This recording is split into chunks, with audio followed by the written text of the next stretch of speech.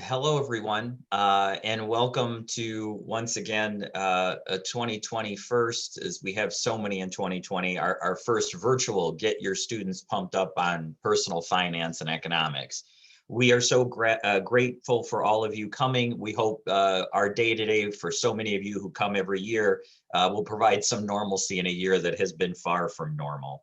But we are excited that you are here. My name is Bob Glowacki. I'm the Executive Director for Economics Wisconsin. If this is the first time you've heard about Economics Wisconsin, we are key, as in our name, to teaching, working with teachers to teach students about economics, for them to understand how the economy works, how it affects their lives, and how it affects our very history as a country.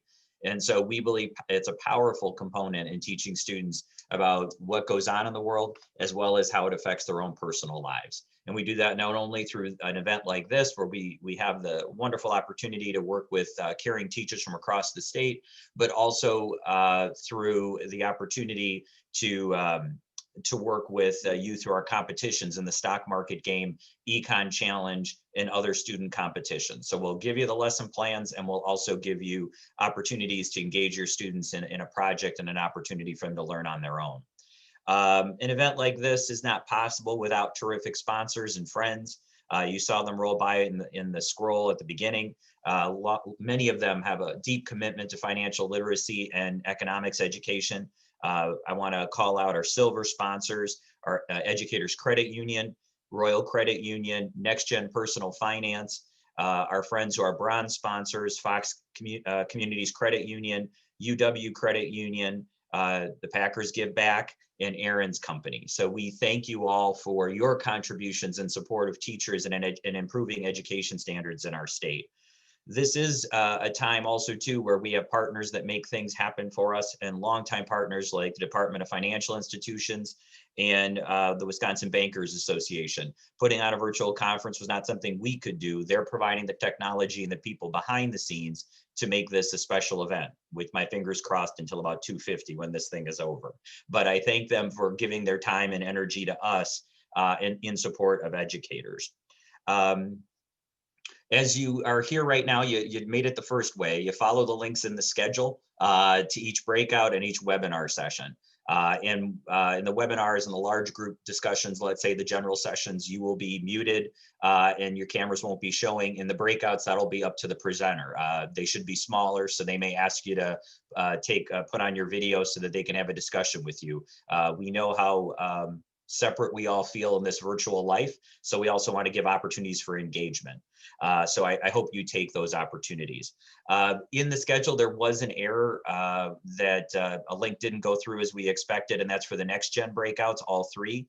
In the chat, there is the correct link, as well as meeting ID and passcode. You also receive that in your email. So if you're thinking going to the next gen personal finance, take a look at that. We encourage you to treat this just like a conference, as if we were in Mark Murphy's house at Lambeau. Where if you're in on something and you want to switch, feel free to go between channels. Our facilitators understand this is a unique year. Some of you can't even get substitutes, that you're doing this during your free time. So feel free to move through the different rooms to take in what you can and what you can bring back to your students, which is our goal that we both share, is changing lives with your students. I think that's about all I have to say. So I really appreciate you all being here. Now I have what I consider the goofy responsibility of introducing somebody who you all already know and see him many times in the booth watching a Packer game. He's the president and CEO of the Green Bay Packers. He has been the president since 2007. But as we were talking a little bit beforehand, he's been on plenty of Zoom calls, I am sure, between his other responsibilities on the executive committee and the management council, the player health and safety. I'm sure he's on that committee, and I am sure he has been on plenty of phone calls through the COVID crisis. He brings a wealth of experience to Green Bay, including 16 years as the director of athletics at both Northwestern University and Colgate. I also found interesting, he is believed to be the only person to have a Super Bowl ring as a player and as a team executive. And Mark holds degrees from great universities like Georgetown University with a law degree, an MBA from American University, and as his major, he had economics. So he is a great speaker. He has always given us time. And so we will turn it over to Mark. And at the end, we'll be glad to take your questions as he always does. Mark, I'll turn it over to you. Great. Thank you, Bob. It's, well, first of all, just want to say it's a pleasure to be here again with you, albeit virtually. I hope you're all doing well. This is obviously a very challenging time for all of us, for our country, but particularly Wisconsin. And I can talk a little bit about some of the decisions that we've had to make in terms of whether to have fans and you know, it's funny, you know, you think about it. I mean, obviously there's economic incentives, but you know, in the middle of a pandemic, well, first of all, we've found it's difficult to do anything in the middle of a pandemic. It's particularly difficult to play football, and we've seen some of the challenges, but I think by and large, the NFL and the teams are doing as well as can be expected. You know, just going back to Wisconsin, it's a real concern. And it's a topic across the league about, you know, there's the league, we had a league meeting last week, and they showed a graph that indicated the community infection rates in every NFL city. And Green Bay was by far had the highest community infection rate. So we are really in a difficult situation. And it's something that I hope none of you have been personally been affected by it, although I think all of us have either friends or relatives who've somehow have been affected by it, and it's been a challenge. But I think one of the things that we've seen and we've shown and talked about is the organizations and the teams that are going to have success this season are the ones that are flexible and adaptable. And because at the end of the year, you know, when they crown the Super Bowl champion, there's not going to be an asterisk. And, you know, so that's something. And we saw that with the NBA. You see Major League Baseball now, and the teams that are the most resilient as well as being flexible are going to have the most success. I thought I'd just talk a little bit about my background. You know, I've always enjoyed, Bob, I don't know, it's been, gosh, 5-6 years. We've hosted you at Lambeau Field, and we hope to have you back next year. But I really have a strong belief in lifelong education, and particularly from an economic and financial standpoint. Things are constantly changing. You know, if you look at, and you know, my background, Jeff talked a little bit about it. I had an economics degree from Colgate University. Got my MBA in finance from American University while I was playing. That was, you know, back then we didn't make as much money as the players do. Most of the players either went back to school or worked in the off season. And so I decided to go back, get my degree. I ended up getting my degree. It took me about 4 or 5 years. I would go full-time in the spring and then take one course during the season. But, you know, I never really thought I would have a long career in the NFL. Ended up playing 8 years. I was very fortunate. But to be able to get my degree while I was playing was really invaluable. And then when my career ended, excuse me, I ended up, I'd been accepted to law school. I also had a job offer from the NFL Players Association. So I kind of, and you know, I would, don't want to get into a lot of the details of it, but the transition when you leave professional football, it can be difficult. I think, you know, most people, when you retire and your career ends, you're in your 60s or 70s. For professional athletes, that comes much earlier. And obviously, you've got a lot of life left to live. And so I think the key for, and I see it now with our players, is finding something that, you know, the challenge that, first of all, that you have a passion for. And, you know, life's too short. You know, you need to find something that you really are passionate about and want to focus on once your career ends. So I was very fortunate. I had a job offer from the Players Association. So I worked there and then went to law school in the evening, got my law degree at Georgetown University. Thought that I would end up being a lawyer. I worked for the Justice Department for about 4 years in Washington, D.C. Really enjoyed that. Had a lot of experience. I was in court all the time.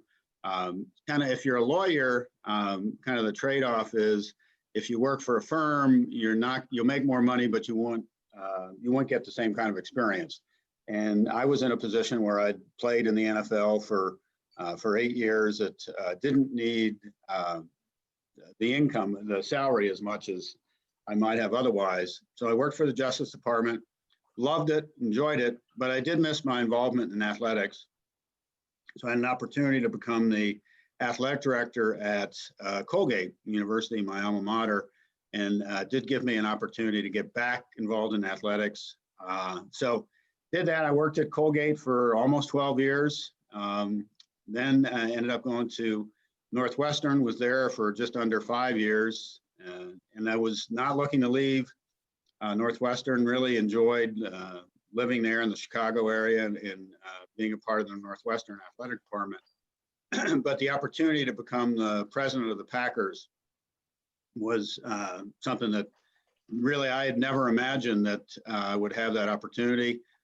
When a man named Jed Hughes, that's the other thing I would tell you, and I think is something to tell your students, is, you never know in your life people that you meet and how you treat them and the connections you make may come back to help you and benefit you later in your life. I've seen a number of examples in different ways. In 1982, I was the vice president of the union. I was the Redskins player rep, and we went on strike I was playing at the time. It's funny saying the Redskins because now you have to say the Washington football team. But we went on strike. We were on strike for 57 days. Very, very difficult time. A lot of animosity between owners and the players. And there was a young attorney who was representing the owners. And even though we were on opposite sides of the table, he and I struck up a friendship. He was a Washington Redskins season ticket holder. And even though we, again, obviously had different motives and different agendas, we struck up a friendship. Well, make a long story short, that young attorney went on to be the commissioner of the NFL. His name was Paul Tagliabue. We had kept in touch over the years. And at the time, I believe I was the athletic director at Colgate. He called me up and said, "Mark, I'd like to get you back involved in the NFL." Put me on a couple NFL committees. And I am convinced that I would not have my position now were it not for Paul Tagliabue. And so that was a good example to me that, you always want to treat people fairly. And another thing I would say, I was talking about my position with the Packers. The connection there was a man named Jed Hughes. He's an executive headhunter, and he was a coach in the NFL when I was playing. We never knew each other then, but when I was the athletic director at Northwestern, Jed was working on an NCAA committee trying to improve diversity among administrators at colleges within the NCAA. And he and I served on a panel together. And we ended up talking to each other. We realized we had a lot of mutual friends and a lot of connections between our time in the NFL. So Jed and I had stayed in touch. We'll make a long story short, he ended up doing the search for the Packers president back in 2007. He called me up and said, "Mark, you're doing the search. Would you be interested?" And I said, "Absolutely," but kind of thinking to myself, well, that'll never happen. And I said I was willing to consider it, would be interested. And as the search process went along, was fortunate enough to end up being hired with the Packers. So I've been with the Packers. This is my 13th season. Hopefully it'll be lucky 13 for us. Just a little bit, I talk a little bit about COVID-19 and trying to prepare for a season and play a season in the pandemic. Is obviously it's nothing any of us have ever dealt with or even considered or thought that we would be dealing with. But as I said before, I think the key for us has been, number one, communication. I think in any organization, that's always important, but especially during crisis situations. And we always say is it's better to over communicate than not communicate at all. And so making sure we're all on the same page. And then I think you just have to have an attitude that we're going to make the best of the situation. We're going to be flexible. We're going to be adaptable. And in the end, we'll be resilient. And, this whole off season, it's been unlike really. The only thing was normal. We had the Super Bowl the end of January, and then there was the what we would normally have, we combine in Indianapolis. That was in late February, and then come March, everything just shut down, just like all other businesses and schools. And the NFL, I think, was fortunate in the sense that other sports were either about to start their seasons or in the middle of their seasons, like basketball and hockey and baseball. So we were have been able to learn from them some of the things they did right and wrong. But I think it's a credit. Our off season was completely virtual, and we conducted the draft virtually. That went off with really very few hitches. And we changed our training camp. We didn't have any preseason games, and so far, knock on wood, we're into week 7 in the NFL, and we have had some glitches. Probably the biggest issue was the outbreak in Tennessee. They ended up having 24 players and employees test positive. And we've had to reschedule a number of games, move games around. But so far, we're on track to be able to get the season in. Now, the one issue I would say is, and I think this is from an economic standpoint, it's a real lesson here. I think it's really important from both personal finances and businesses to have money set aside for emergencies. And what we have, and this started years ago with the Packers, they originally called it the Packer Preservation Fund, and just setting aside money just for emergencies. And most often what we considered situations where we would dip into the Packers Preservation Fund, now we call it our corporate reserve fund. And most of the time we thought it would be for something like a strike or a lockout, where the season was canceled, some natural or an emergency. There's a there's a hurricane, or there's some situation happens where we're really hit financially. And obviously we didn't anticipate a pandemic, but that's where we are now. And we're in a difficult situation. But fortunately enough, we've set money aside. We have what we call the preservation fund, or the corporate reserve fund now, is about $450 million. And knowing that we have that really makes a big difference. So as we look at it, and obviously the revenue and profit is important, but in a season, in a year like this, we also have to consider the health and safety of our fans, our employees, our customers. So that's why when we see the spike and the surge in the virus numbers and the positive community infection rate in Wisconsin, we've said on an indefinitely we will not have any fans. So for us, and in terms of our revenue, roughly 2/3 of our total revenue is from national television. So, and that covers our player costs.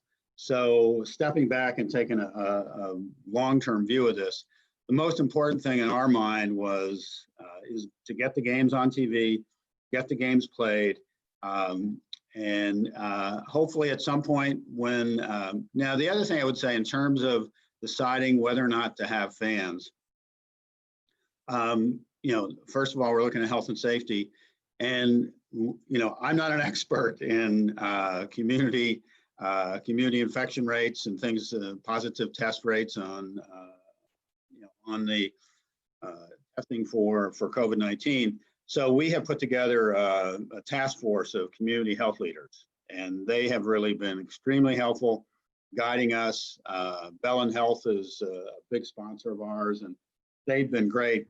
And they give us the numbers, what we should look at, and really have advised that until things improve considerably, it's just not worth the risk to have people in the stands. So that's kind of where we stand now. And it's just like anything else, it's a challenging time for all of us. And I do think the organizations and in our league, the teams that are going to have success, are going to just have an attitude that regardless of what happens, we're going to make the best of it. We're not going to take an attitude that, oh, woe is me, what are we going to do here? We're going to be flexible and adaptable and make the best of challenging situations. So with Bob, I see we got a couple questions. I'll go ahead and please feel free, any questions that anybody has. I'll start off. I see Brock has a question. With no Notre Dame game this year at Lambeau, who are you hoping to bring in to play the Wisconsin Badgers at Lambeau? And when are you hoping to have the game take place? That's a great question, Brock. And obviously well, maybe I'll tell a little background. This is gonna, this is gonna show. So we have had 2 college games played at Lambeau Field. And we were scheduled this October to play Wisconsin and Notre Dame. Ironically, or it was going to be Notre Dame's home game. I'll talk about that in a minute. We feel confident we'll be able to play that in the next year or two. But a couple of years ago, we had Wisconsin LSU here at Lambeau Field. Great success. It was packed house. We really just loved having a college game. I thought the atmosphere at Lambeau Field was great. That game was held, I believe, the very first weekend of the college football season, which was late August. And I swear, all the LSU fans, they could not wait to get out of the heat and humidity of Louisiana. So about half the stadium was LSU fans. Half of the stadium was Wisconsin fans. It was just a great atmosphere.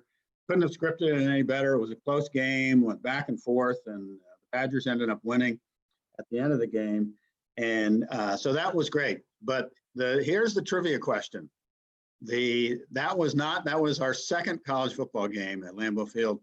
The first one was held in 1981, I believe. And it was St. Norbert College, and St. Norbert College played Fordham University. And the thought was there, Vince Lombardi went to Fordham. He was one of the blocks of granite there. And so we had Fordham and St. Norbert. I believe at the time Fordham was Division III football. Actually, not too long after that, when I was the athletic director at Colgate, Fordham joined the Patriot League, and they were moved up to Division I, the 1AA or one football championship subdivision that it's called now. But so that was the idea was that all the people would come out to watch Vince's alma mater play St. Norbert. I believe we had about 8,000 people. So needless to say, we had a much bigger crowd for the Wisconsin LSU game. So here's the status of the Wisconsin Notre Dame game. Well, first of all, I would say the other thing I would say, Barry Alvarez is just, he and I are old friends. We worked together in the Big Ten when I was at Northwestern, and yeah, he is committed. He wants to have that Notre Dame game. I think you all know he's got a long history at Notre Dame as well as Wisconsin, and so he's committed. They are scheduled. It was a 2-game series, 1 game here in 2020, then 21. Then next year they're playing down at Soldier Field in Chicago, and then what we're looking at is 2022. They would play each other back here in Lambeau. So that's what we're looking at now.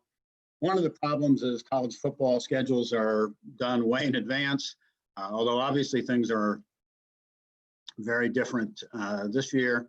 And but so they'd have to move a couple things, a game or two, but they're both, Notre Dame and Wisconsin, are committed to playing 2 games, 1 in Chicago and 1 at Lambeau Field. You know, the other thing I would say with regard to college football, we have put a bid in to host the Big Ten championship game. And that's something we'd really be excited about. And you know, it's and you know, another thing from an economic standpoint, that we're a little different. So we're a community-owned team. So for us, giving back to the community is one of our priorities.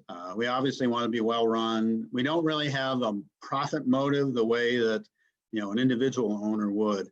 But so for us, big events like a Paul McCartney concert, a Billy Joel concert, a Wisconsin LSU game, those are things that we want to try to do on a yearly basis, or hosting a Big Ten championship game, because that really makes has a huge economic impact on our local economy. And we estimate, I think a Packers home game is about 15 million in terms of economic impact per game. In New York or LA, that's a blip, but in Green Bay, that's a huge impact. So that's something that we look at, and obviously, you know, with the pandemic, it kind of puts things, makes it a little more difficult. But we're looking to do 1 major event in our stadium a year. That's the hope. See if we got any other questions. Ooh, Brian, are you looking at any trades before the November 3rd trade deadline? Brian, if I told you, I don't know, I'd be getting. Yeah, you know, we've got, you know, obviously, you know, less than 2 weeks now with our trade deadline coming up. I know and Brian Gutekunst, our general manager, and I are in touch constantly, and those discussions go on a nonstop basis. Most of them end up not really resulting in nothing, but you know, we'll see. We do have some areas where we've had some injuries, have some holes in our roster where we might be able to fill them with some trades, but you know, you also want to make sure that you're making good decisions for the long run. So if there's somebody available that we think could help us and it's at a reasonable cost, we'll consider it. Oh, Bob has a question. How have you had to adapt in managing the team through COVID? You know, that's a great question, and because I know this is very corny, but I'm a big believer in MWA and our management by wandering around, and it's kind of corny, but I really do think that it is invaluable to be able to walk around your office building, your facility, stop in and talk to people. And that's something that I actually learned from my playing days. I was very fortunate. I was about halfway through my career with the Washington football team when Joe Gibbs was hired as the head coach. And, I didn't realize it at the time what a special person and special leader that the team had hired. But so I was about halfway through my career. I was captain of the team. And so to be able to see firsthand how Joe Gibbs put together his program and the way he led was just invaluable experience for me. And one of the things that I noticed immediately was how open he was. He'd walk through the locker room. He'd stop at every player's locker. And, I think because I was captain, I think, he often stopped by my locker and said, Mark, what's going on with the team? What do you think about practice? There are other things that we should be working on, and it's, I just think that's a great way to lead. And, a lot of people say, my door's always open. Anybody can come in and talk to me. Well, the reality is when you're the leader, when you're the boss, it's hard to walk into the boss's office and say, I think you should be doing this, or just to talk to him. And so when a leader like a head coach, or in my, I like to walk around the building, I'll stop in and talk to people. You really can find out an awful lot about what's going on in the organization. Make a long story short, obviously that's a little more difficult in the pandemic. And so what I've really tried to do is just make an effort just to call people more often, have more Zoom calls, just make sure you continue to communicate. And I think that's the biggest. The other thing, I think, we're going through this pandemic, and, it's like anything else in life. I think we're going to realize we don't have to do things the way we've always did them. I think of like at the league level, during the NFL season, I joke that I feel like I spent half my time in planes, half my time in the Detroit airport, connecting to go to New York City or other cities. And I think what we've found is that you can be pretty effective communicating and working in groups and organizations through virtually. And I think you're going to see, once we get through this and hopefully get back to normal, these types of meetings will become much more regular than what we've seen in the past. I do think, though, there's nothing like meeting with somebody in person, having meetings where you look in each other's eyes. It's not quite the same here, but I think this has really taught us a lot about flexibility.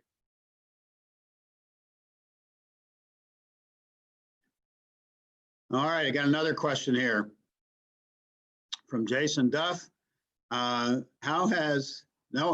get from go back one here. Well, we'll start with Jason here. How has the team approached the after hours part of players' lives in order to minimize their exposure to COVID-19?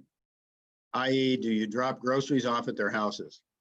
That is a very good question, Jason. And that has been a key for not just the Packers, I think for every NFL team.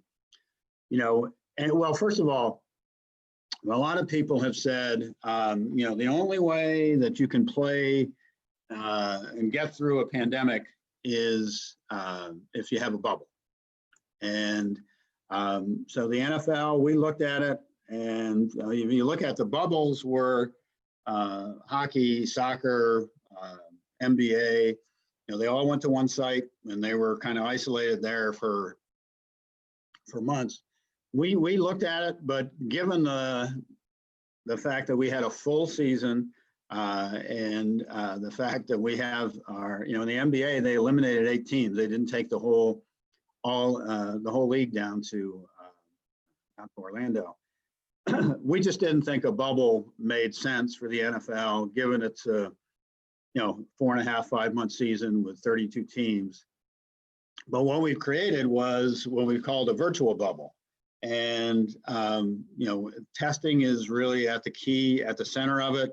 But just as important, I mean, testing alone is not going to keep everybody healthy and safe. It's the behavior.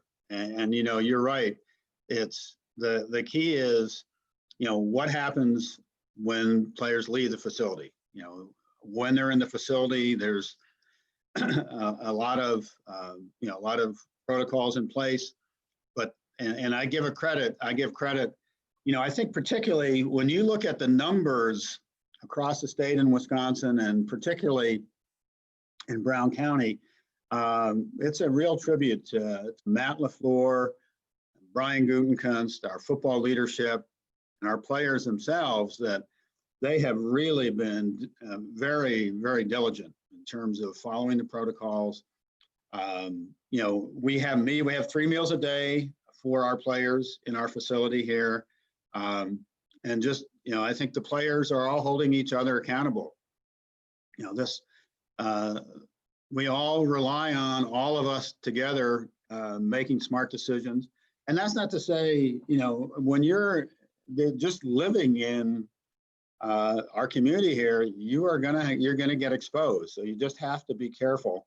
Alan Sills, who's the director of, or the chief medical officer for the NFL, he says the best way to handle this is to consider that every person you come in contact with has COVID-19, and then act appropriately.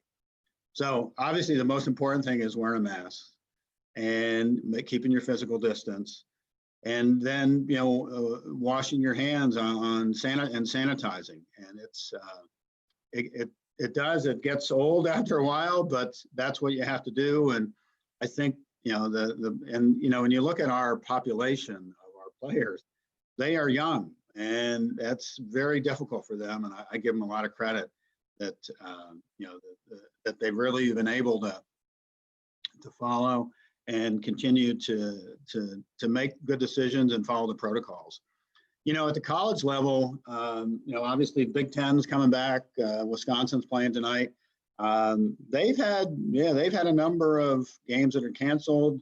A lot of teams have had a lot of positive tests. So it's not easy. And the money, and talk about economics, the money that we're spending on testing is significant. I think the initial estimate was 3 days a week we would test, and that cost per team would be roughly $2 million. And we've switched that now. I mean, we're testing daily, and in addition to, and we're also testing on game day. So it's, you know, the cost is going to be over $4 million per team, but that's what we need to do to make sure that we keep everybody as safe as possible and are still able to play. All right, let's see. I want to make sure I get all the questions. So I mentioned transitions in the NFL are hard. Are you able to work with your players to encourage financial education? Absolutely, and that is something that has really changed quite a bit from when I played. And we have a position, we have a man named Gray Rugemer, who's our director of player engagement. And he is, one of the most important things he does is really work with our players. And a lot of it is also, and this is done at the NFL Players Association level. Going back to when I played, a lot of the financial problems the players came as a result of decisions that their agents made for them, putting them into bad investments. And now, of course, there wasn't the same amount of money being made, but the NFLPA over the years has really put in place a lot of protections so that you're not going to see some of those problems. And agents have to be certified, they have to have financial planners certified. So it's something that has improved. And and the other thing, so Gray works, and we bring in financial experts, people that actually they aren't selling products, but they come in and talk about financial literacy, you know, just basic financial advice that makes a lot of sense. And then the other thing is, number one, this is not something that people realize, but only about 1/3 of our players have their college degrees. So one of the things that we work a lot with, and we incentivize our players, is to go back and get their degree. A lot of them are really close, and it's very easy to say, well, I'll get it next year or next year, and before you know it, you're 5-6 years in the league, you don't have your degree. So we encourage them to go back and get their degrees as soon as possible, and then also take advantage of your time in the off season. If either to get a degree, a graduate degree, start on that, or get some work experience. All right, let's see what other questions we have here. All right.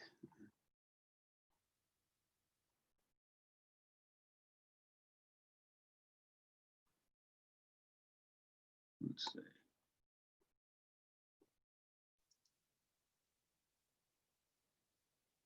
One of the questions, Mark, was as somebody's a high school coach, Yes, yeah, if you give him some ideas on how to help his students through this crazy season, you have some advice. Yeah, no, it's I would say it's some of the same things that Matt LaFleur has done with our players is, this is going to be unlike anything you've ever been through, and I think make smart decisions, and savor the moment. I mean, this is you look at it, and this is a challenging time for all of us, and you have an opportunity to work together with your friends and play a game that you love, and it's and I'm sure there are some parents that are saying it's not worth it. Why is my son playing? But the steps and the precautions that have been taken to keep people safe, and so it's a challenging time, but I think from a mental, that's the other thing. I've been a part of a lot of calls with local health officials on the mental health aspect of this and how challenging this is for people to stay positive and to keep focused. And I, quite honestly, I worry a little bit as the weather turns cold. Number one, it's forcing more people inside. And, I know a lot of businesses have been able to, for restaurants and, they have outdoor seating, that's going to be a challenge. And I know for myself, being able to get outside and walk, and, I probably have played more golf than I have most years, just because that's one of the few things you can do, and you're outside and you feel like you're safe. So hopefully, and well, I keep saying, I say hope. There's an old saying in management is hope is not a strategy, and so you can't just hope. But this is something that it's been a challenge for all of us to deal with, and I think we have to all stay strong mentally, and to the extent that we can help each other through this, I think that will help as well. Got a question here from Brenda about how the political environment has affected the management of what the Packers have to do. Boy, Brenda, that is a tremendous question. And first of all, I guess I'd say we try to stay out of politics, and we are a community-owned team. We try to not be partisan or political, but in the environment that we are in now, that is really challenging. And I think so. Heck, even whether you wear a mask or not has become political. I mean, it's crazy. So what we have tried to do is really focused on helping the community. And so we've done a lot of PSAs. I think another place, Brenda, where this has come in is the social justice and racial equity areas. We have really taken a strong position in support of our players' social justice efforts. We're supportive of their right to peacefully protest. But one of the things that we've tried to do is to be able to focus on, with our players, on things that everybody can agree are needed and will be helpful. So we're doing PSAs. We did PSAs earlier in the pandemic. We're doing them again now, just reminding people, wear your mask, stay physically distant,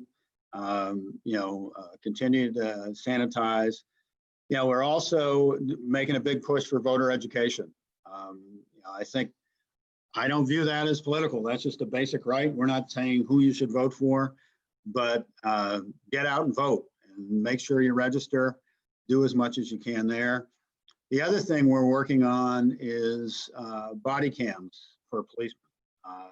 That's again something that I think everybody agrees is a good thing. And so we're going to help the local departments here. We're starting with them in terms of our local police department with Green Bay, Ashwaubenon, and then Brown County. And so if we can help them financially to get body cameras, I think that helps everybody. But it's Brenda, I would say I'm 65. I've seen a lot, but I don't think I've ever seen our country more divided. And we need to, and you put that in the middle of the pandemic. It's not a good recipe. And so hopefully we can, and with the election coming up in less than 2 weeks, and who knows what may happen if it's a contested election. I mean, we could be dealing with this for several months. And I worry a little bit about that for our country, but hopefully we can come together and get through all of this. Yeah, I saw, so Tommy's, in terms of, Tommy's the high school football coach. Well, first of all, thank you. It's a challenge. Being a high school football coach is not easy, but in a normal year, but particularly this year. But I guess the other thing I'd say is, you are a role model, and how your student athletes see and how they react to you is crucial. And I think it's important. And I feel that with our coaches and our people in leadership positions, I think we have to model the right behavior and making sure that we're, doing everything we can to stay safe, and then also keeping a positive attitude. Bob's got another question here. Is there an educator or a mentor that has had a strong influence on my personal and professional philosophy? Well, absolutely. I mentioned Joe Gibbs. Joe is just and we stay in touch to this day, just a tremendous leader. I think a tribute to Joe is, look at the success that he had with the Redskins as a football coach. And then now what he's done in NASCAR is almost unprecedented. Two other people that have been really influential to me. My father, my whole life I was Little Murph. My father was Big Murph, and just a great person. He passed away in 2000, in the beginning of 2000 or summer of 2008. And one of my real regrets in life is right at the end of the 2007 season, we had a couple home playoff games. He had never been to a game at Lambeau Field. And we had two playoff games. We had the NFC Championship game here. he was going to come up, but, you know, he lived down in Florida and the weather was bad. And we said, listen, you know, you'll be able to come up for a game in the fall. It'll be much easier. Well, he passed away in July, and so he never was able to come to a game at Lambeau Field. He played college football, loved football. He had a long career in labor relations, worked for a steel company in Buffalo. He was their director of labor relations. So I learned a lot from him about labor relations, how you treat people. You know, even though he was in management, you know, he always had good relations with the steel workers. And so really learned an awful lot from him. And then the last person I would mention is a man named Fred Dunlap, who was a longtime football coach at Lehigh and then at Colgate. And I actually succeeded him as the athletic director at Colgate. He was a head coach and athletic director, and then just the athletic director. Just a wonderful person, great leader. And I'll just tell a quick story. Early in my tenure at Colgate, Colgate has a great tradition in football. Really just takes a lot of pride in the success of their football program. Early in my tenure, we were in a really difficult place. I had hired a new coach. In his third year, the team went 0-11, and I knew I had to make a change. But the administration, this coach had a year left on his contract, and the administration wouldn't let me fire the coach. So Fred and I talked about it, and I said, Fred, this is, you know, it's a real dilemma. And so he and I talked about it, and he said, listen. And I said, you know, I've got a coach on my staff that I really feel good about, and I'd like to promote him to head coach. And so Fred and I talked about it, and Fred said, listen, I'm willing to come out of retirement, and I will work as the offensive coordinator for no salary. And if we do that, if we go to the administration, I bet they would let you fire the coach. So I went together, Fred and I went together, we made that pitch to the administration, to our president, and we ended up hiring a man named Dick Biddle, who became the winningest coach in Colgate football history.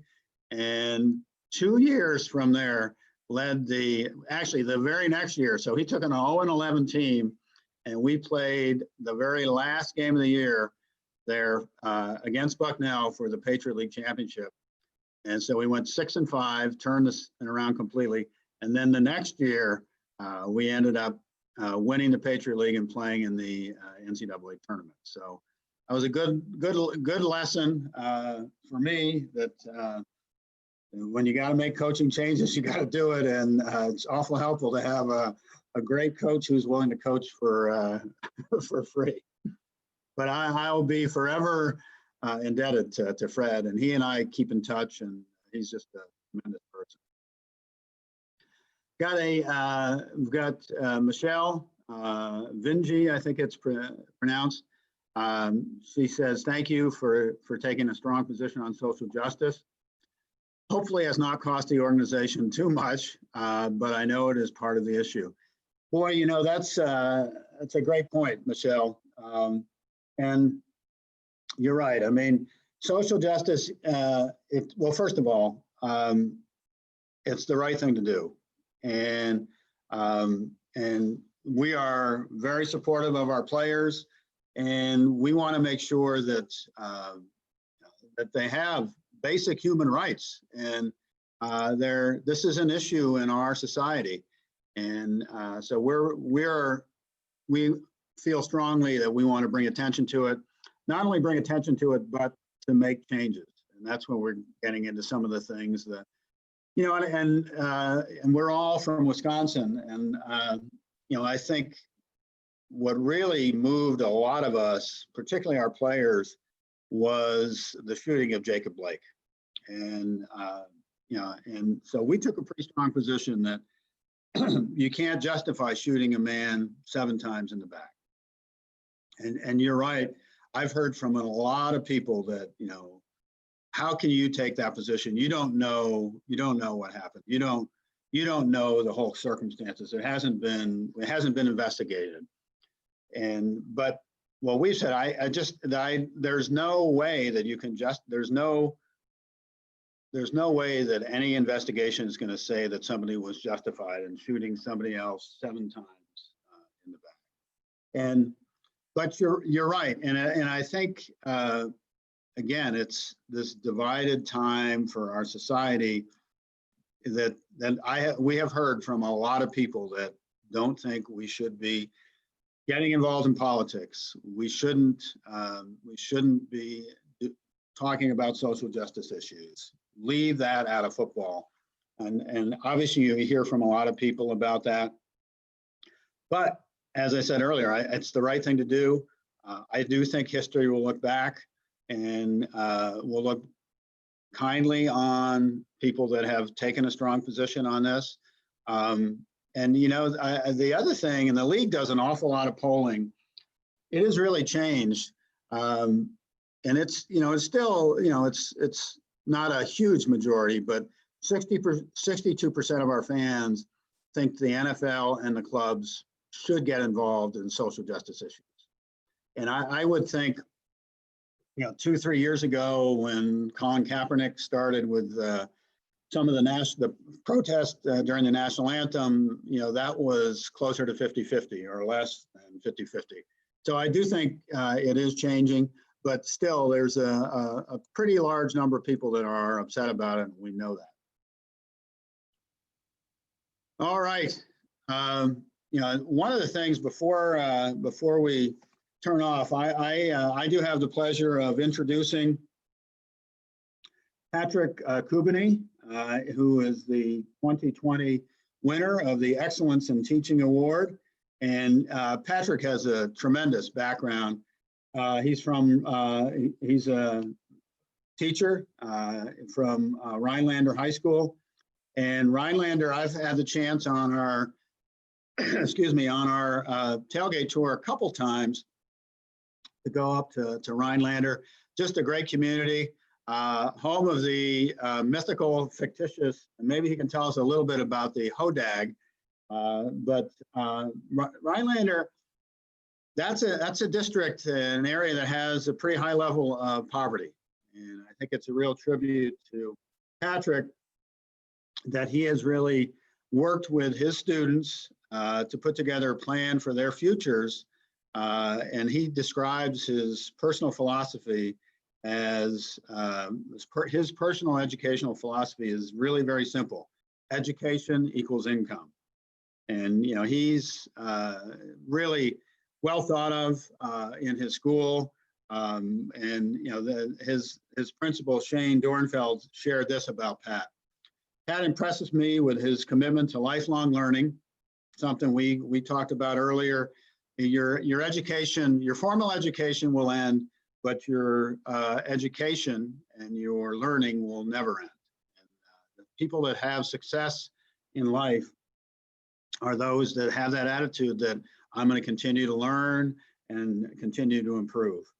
And it's this commitment that Pat has had to the growth and to his students' well-being that really makes him an outstanding teacher.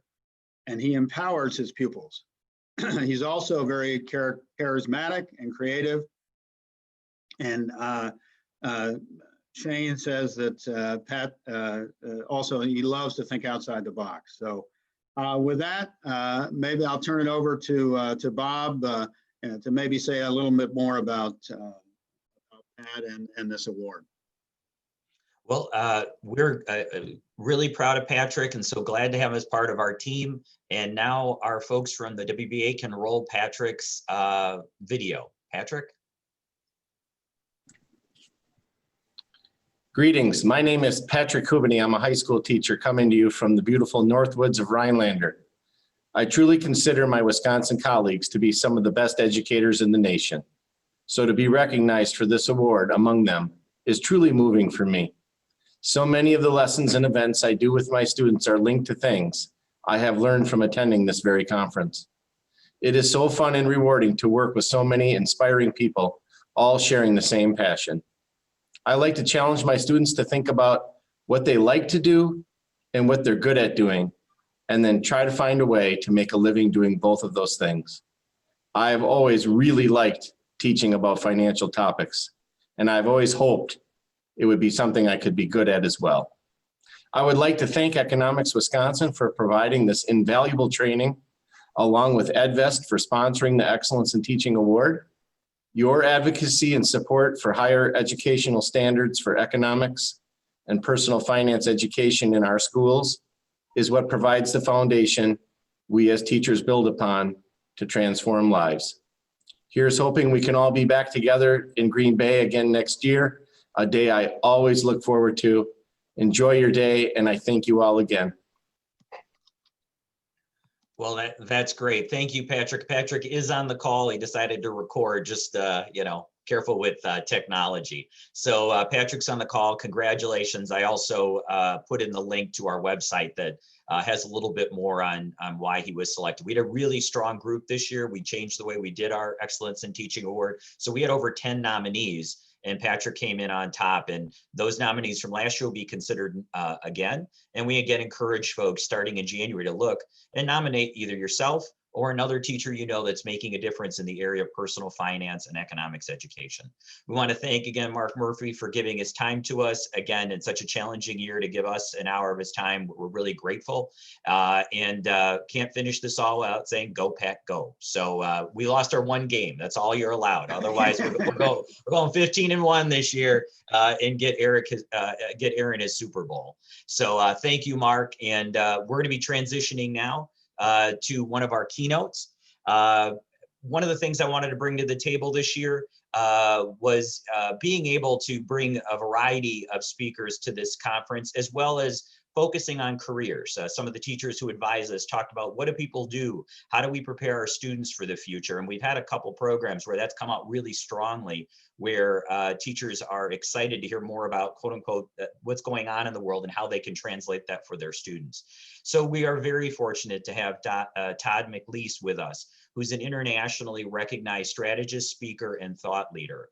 Todd collaborates with business and education leaders to effectively anticipate and respond to paradigm shifts in education and work. His focus is on the convergence of people, technology, and collaborative innovation.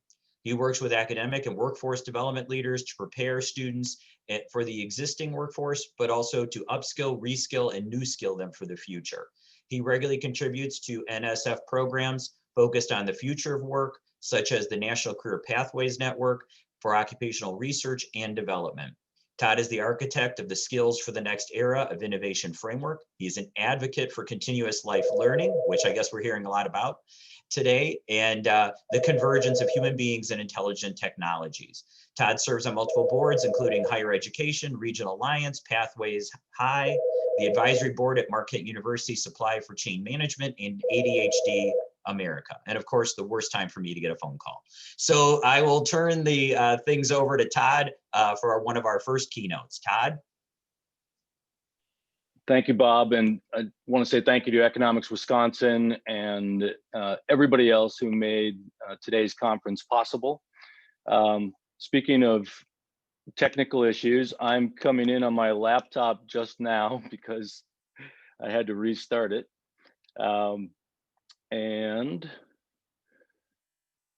But just by way of introduction, so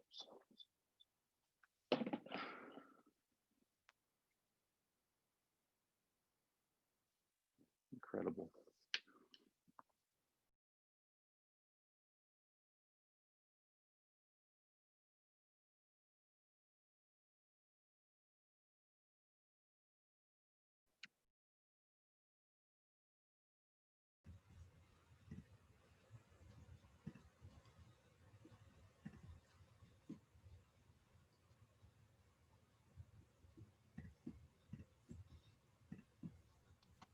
Todd, we just see your name now. We do not hear you any longer. Are you there? Sorry about that. Okay. I am here. Yeah, so Okay, just great. by way of introduction, I apologize for the technical issues. Bob mentioned that I'm part of the Higher Education Regional Alliance. And what that is a collaboration of all 18 two-year and four-year schools in southeastern Wisconsin. It's an incredible collaboration that has given us the ability to work on some extremely important initiatives as it relates to college completion,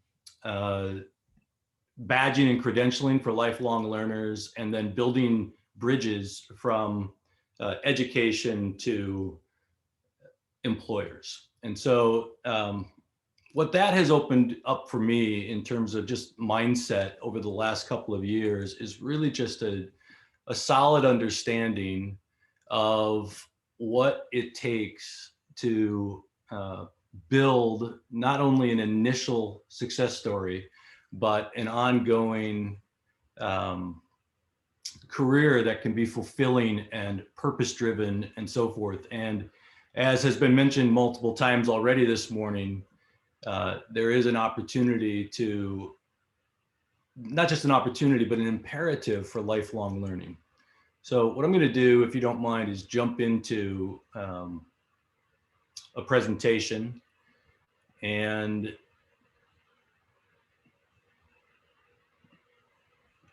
see if I can go without. So can everybody see my screen, the slides? Yes, looks good. All right, Yeah. perfect. Yep. So I've been dealing with a little malware issue this morning. So let's jump in here. So Alan Gibson said in 2003, the future is already here, it's just not evenly distributed. And I would just add to that the future of work is already here as well. And what I mean by that is we have been seeing significant disruption before 2020 with regard to the exponential growth of machine-based intelligence that will soon intersect with human intelligence and sort of overtake the cognitive capacity of human beings. And it's directionally correct to say that will happen sometime in the next 20 years. Nobody knows exactly when. Some people say 2039. Others aren't quite so sure. But the reality is that between now and that period of time, there are going to be human tasks that are replaced by cognitive machines. This is going on already. There are companies in Wisconsin, large manufacturers that will automate 100,000 hours of human tasks this year across their company. That might be 10% of 500 people's jobs. And the key question becomes, and by the way, it's not just the very large companies, but also small companies are automating thousands of hours of human tasks using intelligent technologies this year, right now, last year as well.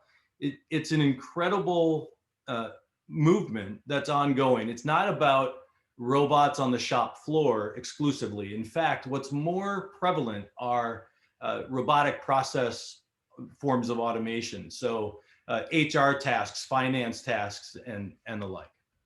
And what that has caused is disruption. And we're living in the age of disruption, and we've been talking about this for the last few years. And it's not just technology, but digital globalization.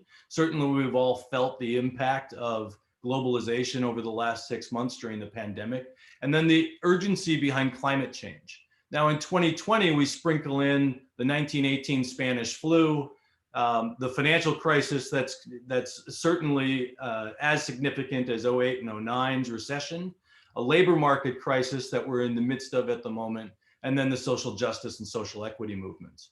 And what all of those are contributing to, and those four from 2020 are actually accelerating the way that we are reshaping where and how we learn and work, the values and principles that we use to make decisions, our sense of community, and the geopolitical landscape. And so what's required from all of us as educators, as business people, as students, as lifelong learners, is to build systems of resilience and propulsion. Because right now, resilience is so highly valued in the workplace, flexibility, the adaptability. In fact, something like 2,500 CEOs just responded to a global YPO survey, and they came back and said, as a CEO, the number one skill that I need is in this environment is adaptability. That was the by far, by a large margin, the most popular answer. And propulsion is just this continuous momentum. And we'll examine why. And then where I've landed on it is there are 4 imperatives that go along with system building, and they have to do with the fact that as we think about technologies and what's going on in the world with regard to digital maturity or digital transformation, it's very much about human beings. And so what is necessary is that we are building systems that allow for continuous self-innovation and lifelong learning. We're building systems that help us identify which tasks, which part of our job is uniquely human. The human-to-human collaboration, we have to find ways to build more impactful and outcome-based collaborations between human beings. And then this inevitability of humans and machines converging in the workplace and at home and everywhere else and everything that we do and across every industry and so forth. And we'll examine some of that during this next bit. Now, what's happening is that talent shifts occur in the next era. And what you see here is going all the way back millions of years to the hunter-gatherer and the agricultural revolution, which was about 10,000 years ago, and then the agricultural era, followed by the industrial revolutions that brought us the machine era or industrial era, the information era, and so forth. We build these models, and what we're finding is that today, if you look at the bottom piece on skills, we've spent decades since the first industrial revolution working to build specialists and hyper specialists, but today it requires both adaptability and skills that transcend industry, skills that are, the term is multidisciplinary or transdisciplinary. So this is where the focus is. Now, this is where we are today, but many of the mental models that we have because of how we grew up and what we saw in the previous generations are still back one era. And so when we think about what's going on, what has happened in terms of an evolution is we've gone from doing everything ourselves to learning how to trade those skills to achieve value, to over the last many decades, a hyper focus on a very marketable skill. And today what has to happen is we have to learn to learn. We have to build adaptive systems and adaptive mindsets. And this is driven by the Industrial Revolution. So what we're talking about here, if we move forward to the start of the 70s, the beginning of the computer and automation of manufacturing, the computer systems and networks and so forth, the information era beginning. And then today with Industry 4.0, which started around 2008, so it's already 12 years old. We're talking about cyber physical systems, IoT, connected systems, the technologies that are aware and that learn. And what that means is that we have to react differently, not only as people in the workforce, but people that are preparing those individuals for the workforce. And it's driven by these technologies. And it's not just one technology, there are about a dozen, but it's really the convergence. It's when organizations take 5 or 6 of these technologies and put them together, that's when real business value is achieved. But again, it's not about the technology. That is not the key element of any successful digital transformation. McKinsey recently reported that 78% of digital transformations fail. And the reason for that is because we don't spend enough time thinking about the impact on human beings. When you replace 10% of my job with some level of automation, whether I'm in finance or customer service or HR, or a machinist on the shop floor, or a welder with robotic welding, we have to understand what I'm going to do with that extra capacity, not only for the organization's benefit, how to get more leverage out of it, but also the impact that it has on the person and the way that that person interacts with other people. When processes are automated, such as an HR process related to the onboarding of an employee, when somebody starts a new job and there are 30 things that have to happen, assigning a workstation, assigning a laptop, and so forth. When all of that is automated, it not only changes the person's job, whose job it was to manually do all of those things in HR. It also changes the way that they interact with individuals as they are being onboarded to the company. And so technology not only impacts individuals, it impacts relationships. And that's incredibly important to understand in terms of why people are reticent to see technology be deployed. Now, there's one other major shift before we jump into the primary content that I want you to understand. And that is that what this has led to is a complete transformation in the way that companies derive value. About 100 years ago, it was based essentially on, there were certainly exceptions, but extracting value from natural assets.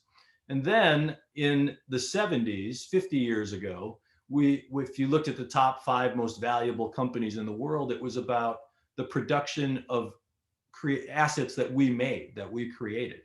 And today, it's more about the top 5 most valuable companies in the world are about scalable learning and creating digital assets. And if you take a look at Apple, for instance, it took them 42 years to become $1 trillion company. And now in a matter of months, they've gone to nearly $2 trillion. So what does that mean from an education standpoint? Well, it means a lot. It means significant shifts that are going on all over the world with regard to education, and not just because of the pandemic and virtual education, but also other factors that we'll talk about. When we think about hierarchical education versus lifelong learning, we're talking about education versus learning, or learning to learn. And if we look at the old model of how we've all grown up, how our parents grew up and so forth, we had a focus on foundational skills, easily measurable, standardized tests and so forth. There wasn't as much focus on learning conditions. And what we were looking to do was to build a domain expertise and focus on getting people either to college, or in higher ed, the role was to get them prepared for that first job. Today, with the shift that's ongoing, what we're talking about is a much more explicit focus on purpose and learning conditions. Still a definite emphasis on foundational knowledge like economics, like personal finance, and the literacies, human literacies, et cetera. Building domain expertise, but also recognizing that we will, throughout our careers, have to be willing to shed some of the skills that we've built and upskill and reskill continuously in order to continue to provide value. And so lastly, it's around building an adaptive mindset, learning to learn, and those 4 imperatives that I talked about, which we'll talk further about. And this is all driven by the fact that McKinsey talks about 47% of jobs, of tasks in jobs being automated by 2033. By 2030, there's about 3.3 billion people in the workforce. McKinsey is saying that roughly 25% of them could be displaced by the adoption of automation. That statistic is based on technology that exists today. So in the next 10 years, this is just about adoption. Nothing has to be invented. This is about refining the technologies and adopting and digital maturity, which is expected to explode during this decade.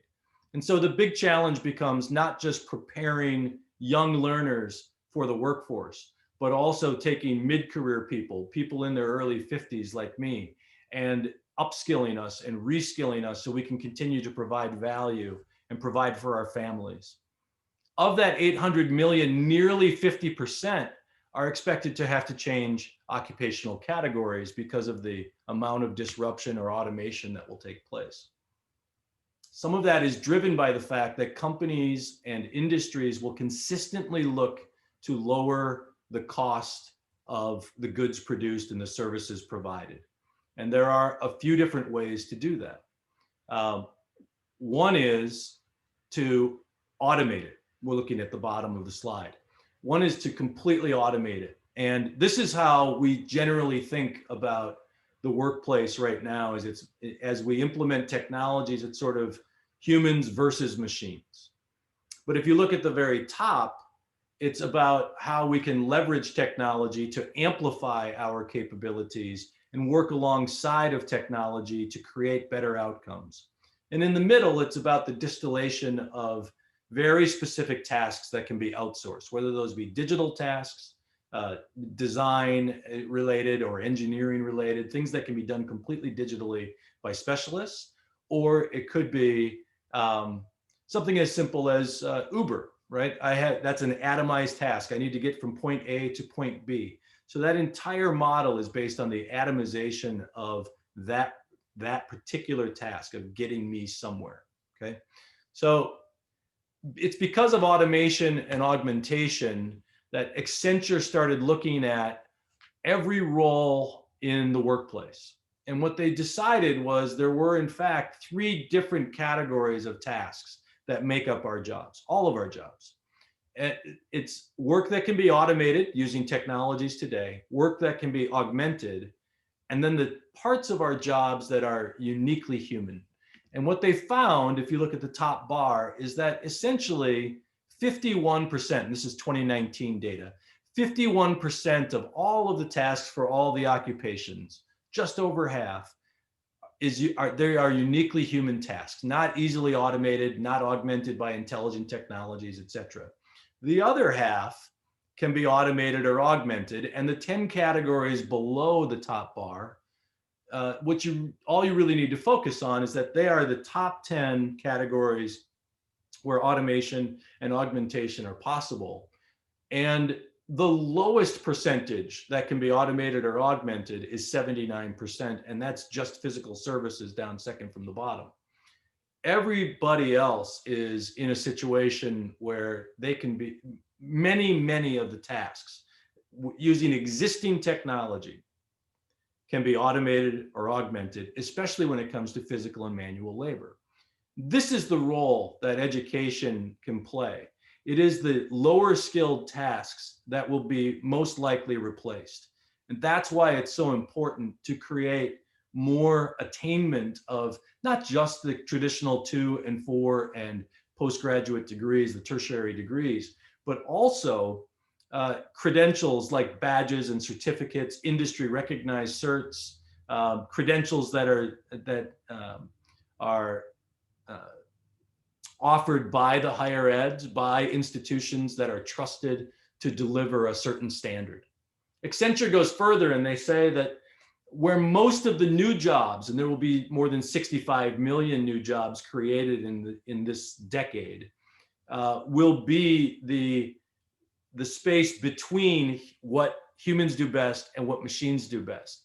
It's the convergence of humans and machines, humans plus machines instead of humans versus machines.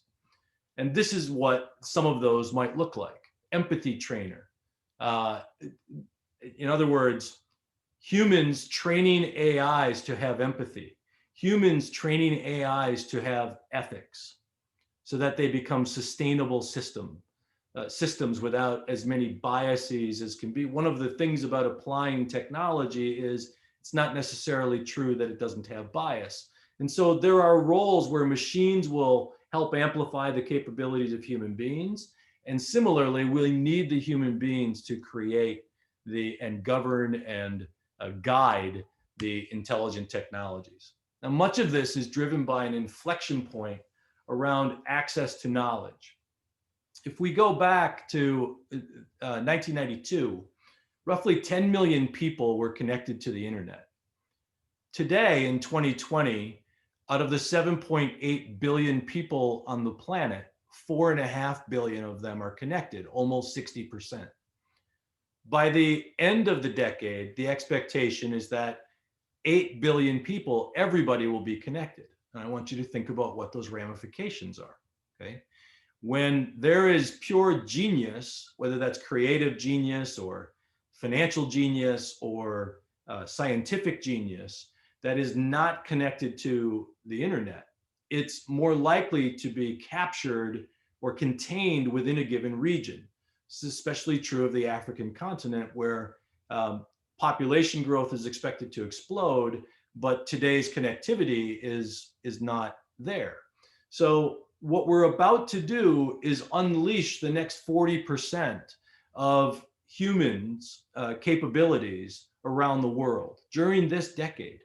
And so when you think about what that means, it's not just that it's not that it lowers the value of a degree.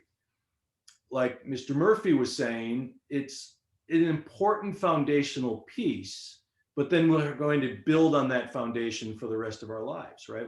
That's the continuous and lifelong piece. And that comes down to the point that at a time in the 90s and early 2000s, content was scarce compared to what it is today. Today, you could argue it's too ubiquitous. There's way too much information.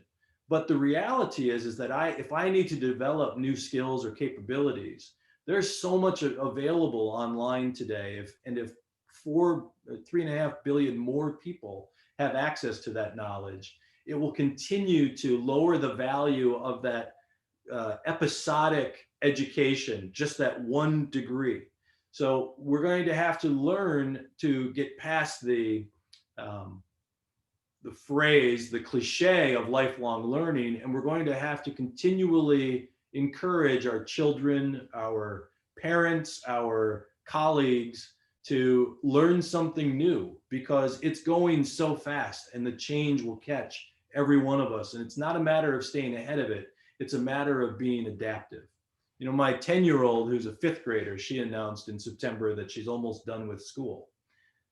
And first of all, I reminded her that the expectation would be that she's got something like 11 years left of that.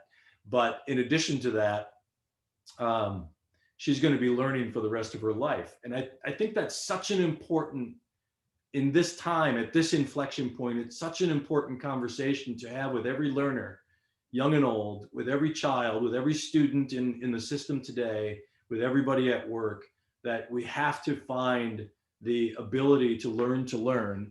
We have to find the love of learning. And we have to build skills in a very different way. For the last decade, we've talked about multidisciplinary or T-based skills, T-based employees and students and so forth, with a little bit of depth, but a lot of periphery, not very deep. Now in a transdisciplinary world, especially one that's augmented by intelligent technologies, we need to find a different way to build depth across many disciplines. And some of that will be relying on the machines so that we can spend more time building that human expertise in multiple areas. And some of it will just be the expectation in the workplace, the expectation from our colleagues will be that we are not as specialized or hyper specialized as we've been promoting for the last couple of decades at least. Interesting metric here, measured in newspapers. So if you think about all of the content that goes into a given newspaper, 40 years ago, the average human consumed roughly 40, or had access to, consumed 40 newspapers per day of content. So just think about every conversation, every email, and so forth. Today, that's 280. But at the same time, in the last 40 years, the human attention span has decreased all the way down to 8 seconds. And the most disheartening statistic on the board is the goldfish is 9 seconds. I'm not sure how they measure that, but that's what the science says. So here we are, we're constantly inundated with all this information, 7 times as much data every day on average. And the impact that that's had is it has lowered our attention span, and we need to find ways through that. So what it's done is it's changed the learning paradigm. This is the old model where, depending on your level of education, you went to school for somewhere between 18 and 30 years. You went to work, you provided value, you sort of peaked at some point in your career and you kind of coasted in. And then just 5 years later or so, you weren't on the planet any longer. And that's how the system was designed. It wasn't designed to take on life expectancy of 85 and 95 years. A new statistic from the World Economic Forum, this says 2018, but it's actually 3 days old. The Future of Jobs report from 2020. It's the most well-respected global resource. What the updated statistic says is that by 2025, 50% of all employees will require significant upskilling, reskilling, or new skilling due to technology. So while there's expected to be a cliff, and of course, enrollment in higher ed is freshman class across the country is already down by 16% this year, mostly due to the pandemic. But there's also a demographic cliff that we're expecting a 20% decrease just demographically in 2026 of freshmen enrolling. And so the new opportunity for higher ed, the new opportunity for educators and for learners is this piece. It's the upskilling, reskilling, and new skilling. There are about 150 million people in the workforce in the United States. So 75 million people need significant upskilling and reskilling.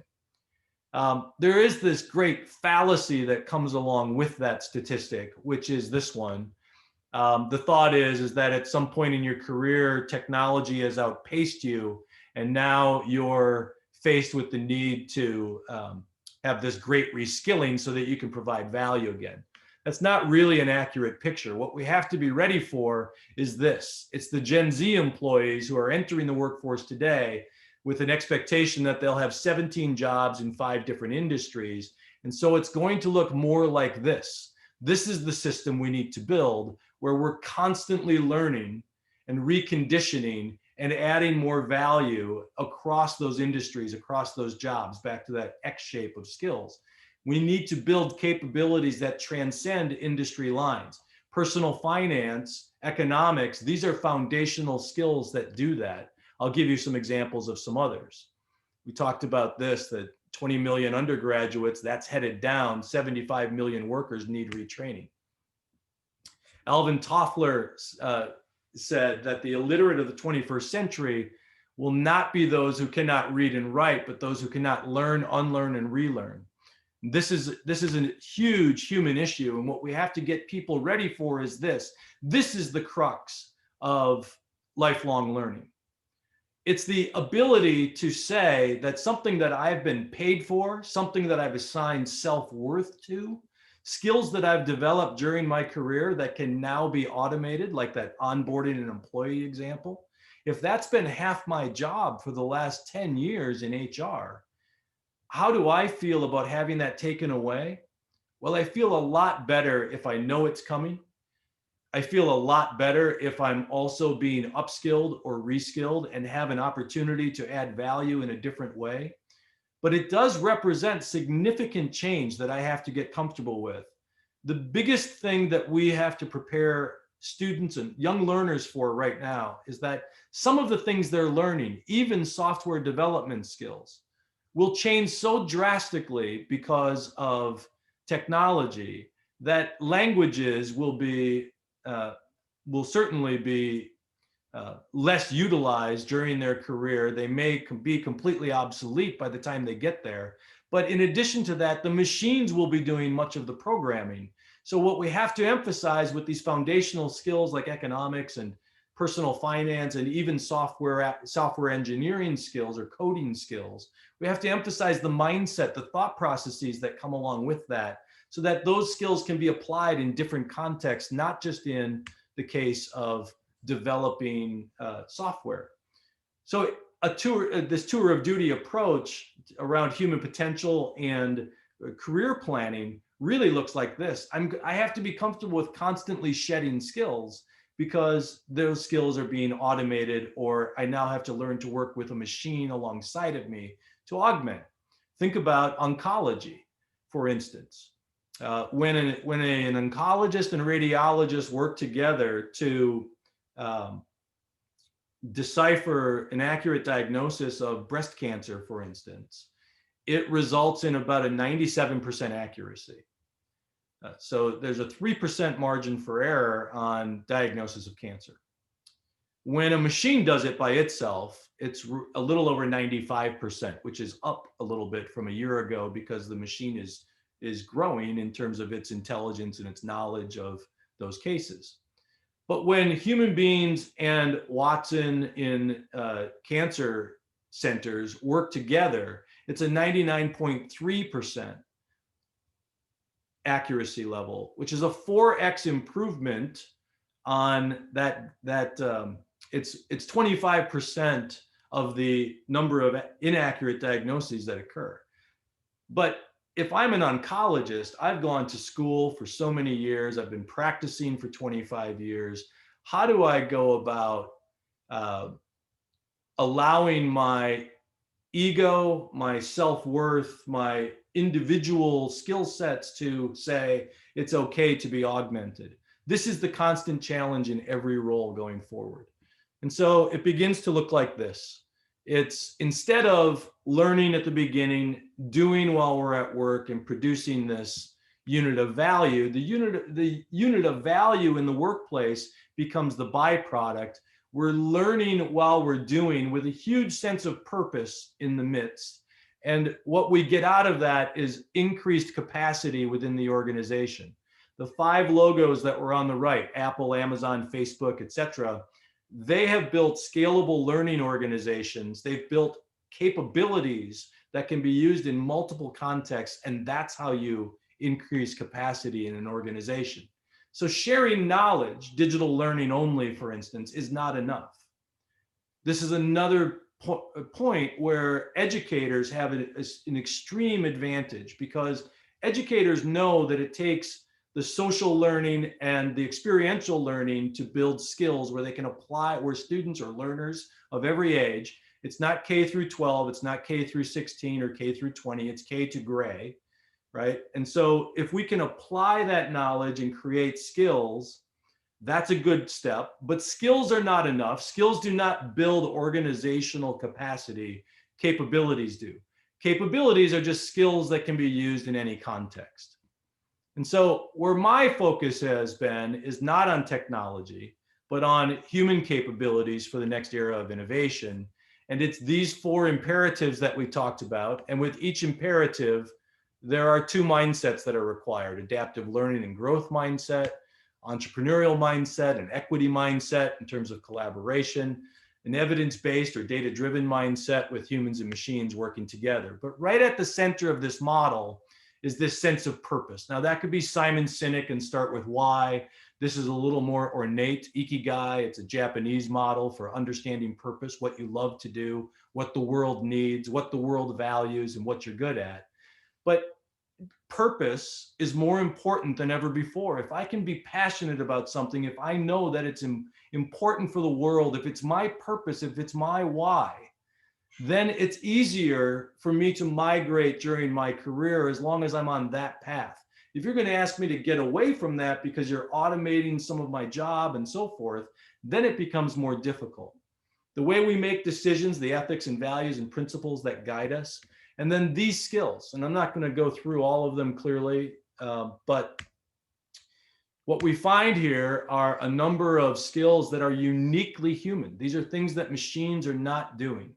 And it's not, so I work with a couple of folks in San Francisco, an author in Pennsylvania, in Philadelphia, and educators in Milwaukee and in Texas on building out this model. And it's based on research. So research that we did February of 2020 versus August of 2020, we wanted some mid-pandemic data. Critical thinking at the very top of the list, emotional intelligence, more important in August than in February. This is 317 employers. Now, there's all sorts of different skills, foundational skills to include economics, to include personal finance, career-based skills, things that are role-specific, human skills, which I just shared with you, digital skills and data skills. These are the literacies that are important going forward. Our data ties out with, because those were just human skills, our data ties out with McKinsey in September of 2020. Critical thinking was #1, leadership. Look at the human skills, the higher cognitive and the socio-emotional skills that are important in terms of McKinsey's data as they talk to the C-suite in businesses. World Economic Forum in 2018, the top 10 skills growing in importance. They map to the human skills. It's the human capabilities. It's the uniquely human tasks. It's that 51% of the tasks This is what we have to prepare people for so that they're more comfortable with adapting during their career, often every couple of years.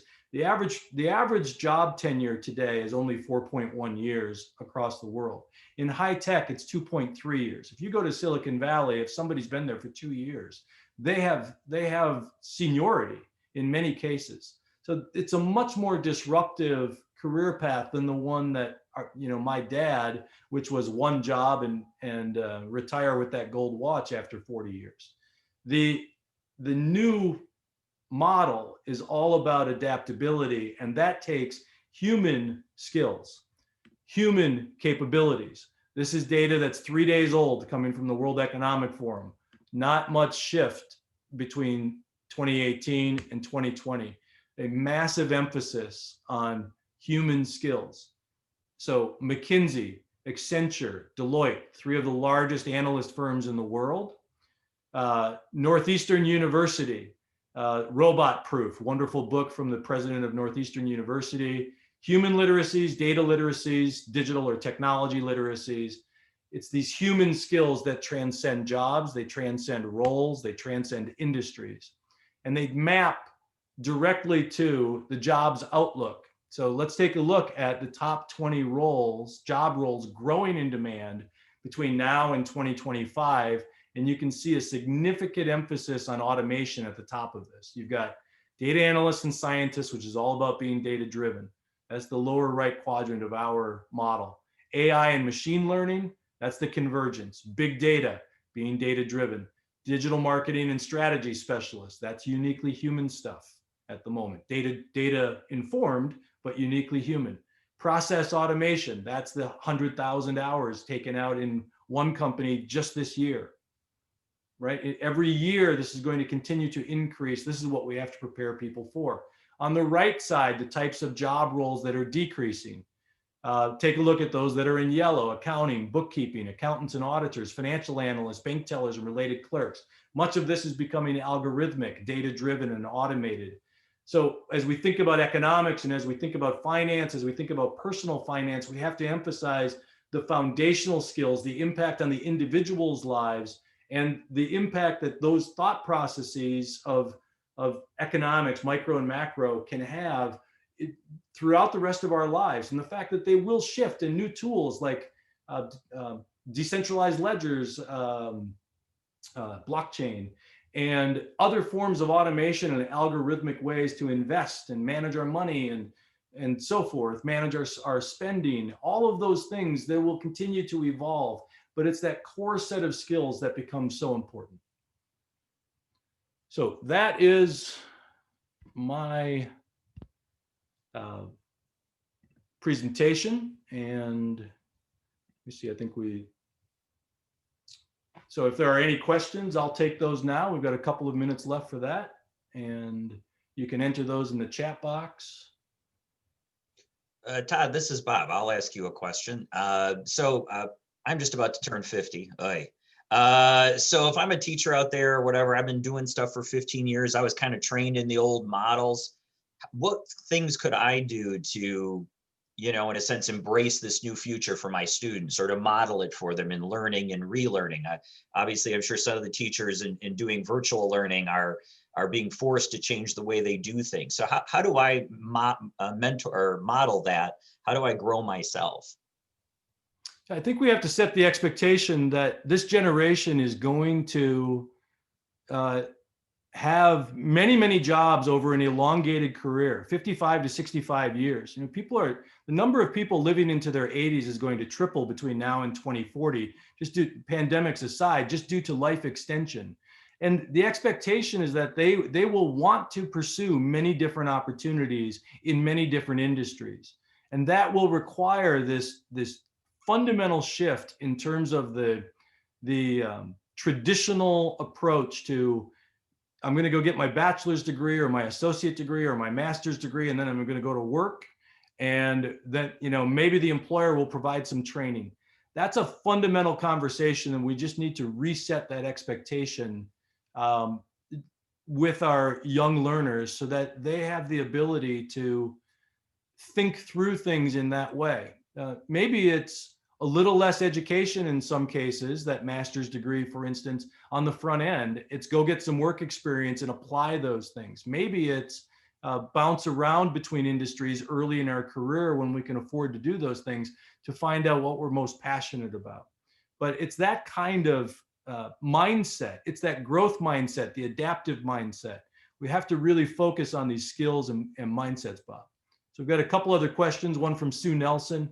How do we make sure the contribution of the arts to these human skills is recognized over the traditional interpretation of technology as the way of the future? So all of the research, Sue, points to the need for organizations to look at the humanities, the arts, philosophy majors, ethics majors. All of these types of skill sets are incredibly important. And there's no analyst firm, nobody who is a global thought leader in thinking about the future that it's all digital or quantum computing or other technologies. It is all of us. And so it's an incredibly important point that we can't ever lose sight of, that these very uniquely human characteristics, our ability to learn the arts, our ability to contribute that level of creativity. Creativity is a top 5 skill today.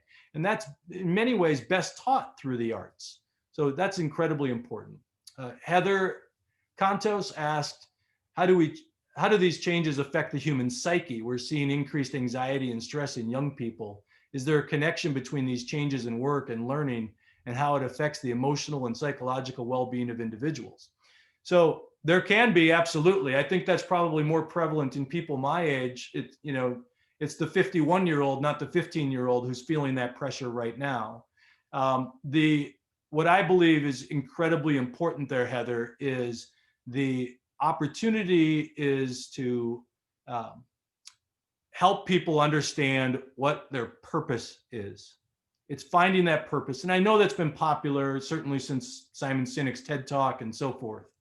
It's more important now than ever because it can be the compass, it can be the North Star in terms of what my next move will be. If I am forced to do something else that is misaligned with what I find to be of value personally, it gets harder and harder, and stress, anxiety, and depression can begin to set in. Those sorts of social disorders can begin to set in much more quickly. If I have options and they align with what I find to be important, now it's seen as a benefit. And that's those 17 jobs, that is what Gen Z is expecting to do. And then lastly, from Sharon Straub, how do we take economic theory that much of micro and macro emphasize, particularly AP, and use our classes to develop the problem-solving, project-based learning that would be beneficial for our students? So in my mind, Sharon, that comes down to getting beyond social learning and into experiential learning, designing projects, working with employers perhaps, or universities to build cohort-based learning and building those capabilities. We have to get beyond knowledge share and beyond simple skill building in specific contexts and help people bring that skill level up to a capability that can be applied in multiple contexts. Some people might refer to that as a meta skill. So if I can analyze the way I apply problem solving in economics, if I can take some time to help them understand that we're doing this. I work with university presidents and chancellors and other leaders throughout the country. And oftentimes in a four-year liberal arts school environment, for instance, which I'm a product of, the leaders will say, by the time somebody graduates from our university, they're a good critical thinker because of the liberal arts education, because of the way we teach every course over their 4 years here. And that may very well be true. And I'd like to think that it is. I'm just not sure that the student is aware of it and that they're able to sit across the table from an interviewer asking them what critical thinking is because it's important in that particular work culture, or times when they've applied that critical thinking. So when there are opportunities to incorporate the human skills into the curriculum of economics, there's an opportunity to analyze how we applied it, what that meant, and the fact that you got better at it as a result of that opportunity or that learning opportunity. So thank you all very much for your time. I hope you enjoy the rest of the conference. Bob, thank you, and Economics Wisconsin and all the sponsors who made this possible. And I apologize for my technical difficulties during the first few minutes of the conversation.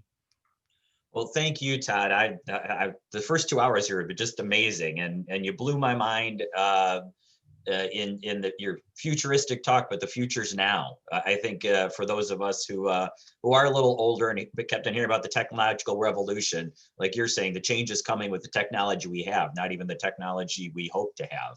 So, and I too would like to thank Royal Credit Union, one of our sponsors, who really made today's day possible and are sponsoring this session.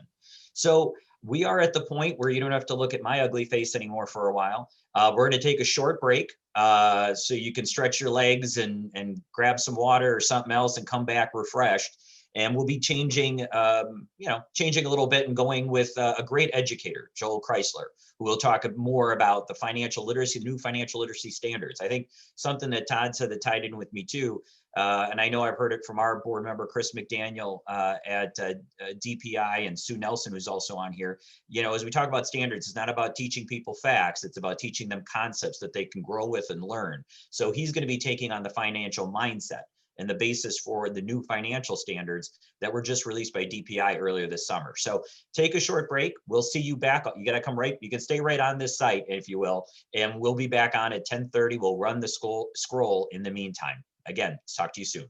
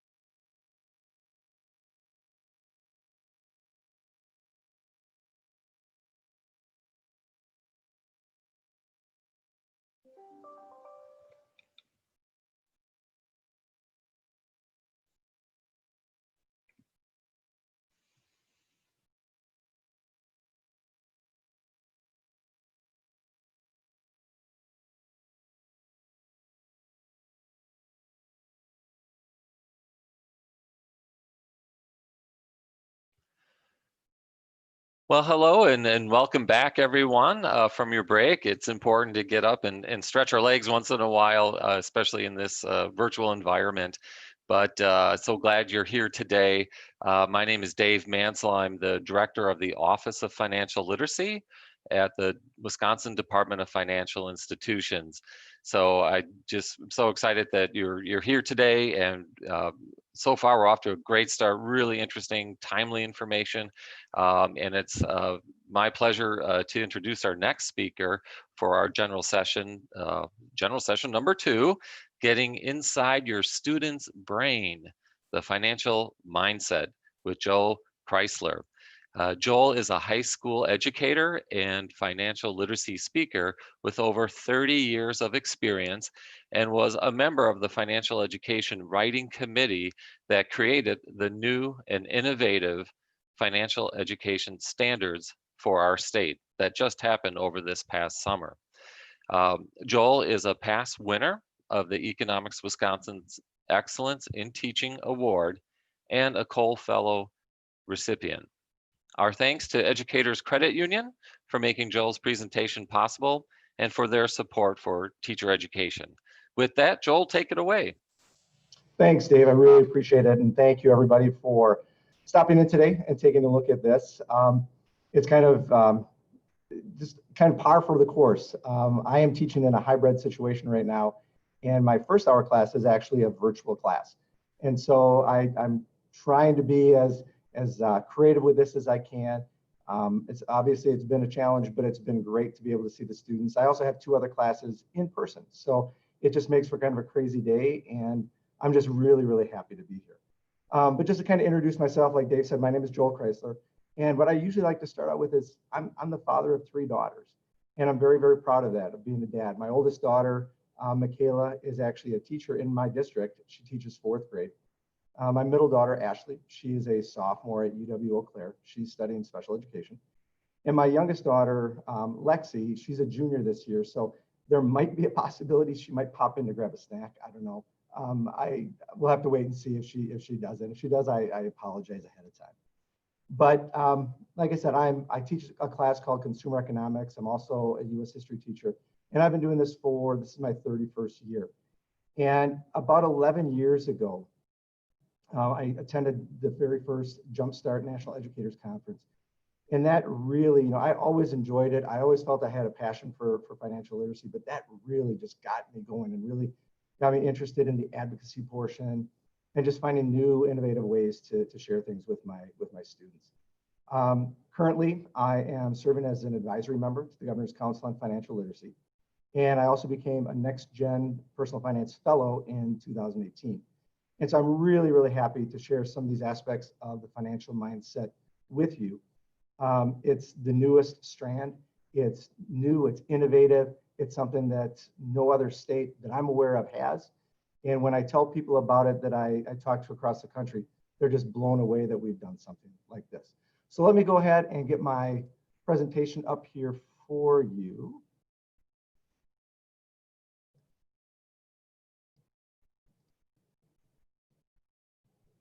And Dave, or if somebody can just let me know that we're good to go, that it's all up there. Yes, we are good to go. Awesome, thank you. So like I said, this is the introduction information about me. And one of the first things that I always like to ask is, as we kind of look at this, do you remember your very first financial literacy experience? And I think that as we start looking at the financial mindset, it really is important to just think personally. What was it? This was my first financial literacy lesson. You might be wondering, what does a can of Mr. Pibb have to do with anything? Well, when I was about 6 years old, I have a twin brother, and he and I were planning on going to a friend's house to stay overnight. And on the way in, we asked our mom, we said, can we please stop and get a 6-pack of soda to take with us? And we said, we've got money that we saved up and we'd like to do that. And she said, no problem, absolutely. So we stopped at the grocery store and we picked up a 6-pack. We went to our friend's house and we were excited, having a great time. We thought, let's have a drink. And so we grabbed that first Mr. Pibb and we drank it all down. And you're 6 years old and you're feeling pretty good after a can of soda. So then we thought, it was a Friday night. Should we really, really crazy? Should we drink the second one? and nobody was watching us. And we thought, yeah, let's do it. Let's drink the second one. So I remember popping mine open, taking a big drink. My friend Lee, he popped his open, took a big drink. My twin brother popped his can open, and there was a problem. It was only half full. Now imagine the devastation of being 6 years old. You spent your hard-earned money on this, and all of a sudden it's defective. You can't drink it. You don't know what's wrong with it. So the next morning, when my mom came to pick us up, I said, Mom, what do we do? What do we do? And she said, well, we're going to write a letter. And so we wrote a letter to Coca-Cola, who put out Mr. Pibb, and we explained to him what happened. And we sent the letter off in the mail, and we waited. Well, a few weeks later, we got a letter in the mail. And first of all, to get a letter when you're 6 years old was pretty cool at that time. And to have a Coca-Cola logo on the envelope was even cooler. Well, then we opened up and read the letter, and it was so apologetic. We really are sorry about this. These things can happen. Please accept our apology. And then in the envelope was a coupon for a free six-pack. I was a financial literacy advocate from that day forward. I knew that if I was spending my money on something, I wanted to make sure that I was getting my money's worth. And that's something that I, again, try to instill in my students as we go through it. The other personal experience, some of you may have heard this if you know me before, I actually dug into one of our local historical societies. The picture that you see of the farm on the left, that actually is the family farm I grew up on. That's a picture from the early 1900s, and it's just got a lot of sentimental value to me. When I was in high school, we went through a bankruptcy with our family farm. It was the very first time that I ever saw my father cry, and it was devastating. And I watched my parents, I watched them battle through that. I watched them recover from that. I watched them buy a house in town. I watched my dad go to work for someone else. And one of the things my dad, I'll never forget, said to me, he said, moving on probably saved my life because of all the stress that was involved in the farm. And so obviously, you know, for that tragedy that happened in our family, it had a happy ending, but it taught me a lot because it made me think, okay, why do these things happen? It wasn't because my mom and dad were horrible people. It wasn't because my dad was out gambling or anything like that. It was just simply because of the markets at the time.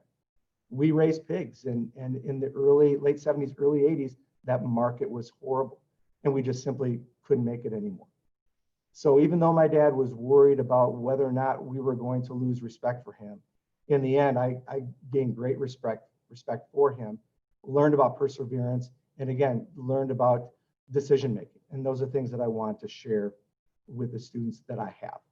So these personal accounts, I really think have a lot to do with your introduction to the financial mindset. If your students can see a little bit of you, where you've come from, how you or why you're making the decisions that you're making, I really think that holds a lot of value. Moving on, this is the document for the financial literacy standards. And what you'll notice in here is that I do have a link for that document. I'm not going to open it up right now, but my understanding is that you're going to be receiving a copy of this presentation. And what you'll notice is that my copy or my presentation is full of links, full of activities and things like that you as teachers can use. And I think those of you that are not teachers, I think will find some really good benefits of taking a look at those as well. So the financial literacy standards and the creation of the rewrite, the rewrite was something that I was really, really proud to be a part of. This, without a doubt, was one of the highlights of my professional career. This is the breakdown of kind of the process that we went through in writing the standards. Started back in April of 2019. Again, started out with just the whole examination as to whether or not these standards needed to be rewritten. And you can go on through and take a look and see just some of the things that we did. The last meeting that we had together was in March of 2020, right before COVID hit. And we shared the last concerns that we had about the standards, different things we wanted to see maybe tweaked a little bit. And eventually the standards went forward and they were approved. And it was a really big accomplishment. These are the people from DPI that I have the utmost respect for. Chris, Diane, and Dave, their leadership that they showed through this process was unbelievable. They're heroes to me. They really are, because they took something that was so important to so many people and made it personal. And I think that that really says a lot for who they are. Then we have, myself as one of the co-chairs, Beth Ratway and Dave Mansell, who introduced me. We served as the co-chairs and oversaw some of the different strands, and as they were being written. And again, just a wonderful group of people. Those of you that know Dave, Dave is definitely Mr. Financial Literacy of Wisconsin. My friendship with him is something that I really cherish. Getting to know Beth and what she had to offer was absolutely incredible. And I think we created something that people are not only going to be very, very proud of, but I really think that it's going to be the envy of a lot of states around the country. These are the names of the writing committee members that we had, a phenomenal group dedicated to what we were doing.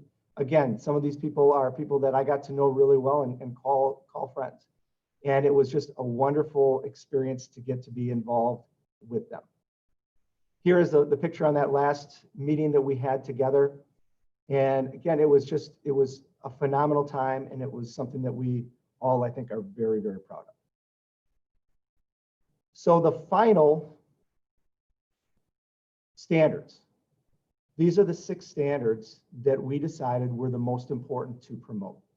The first one is the financial mindset, and obviously I'll be getting into that more in a little bit.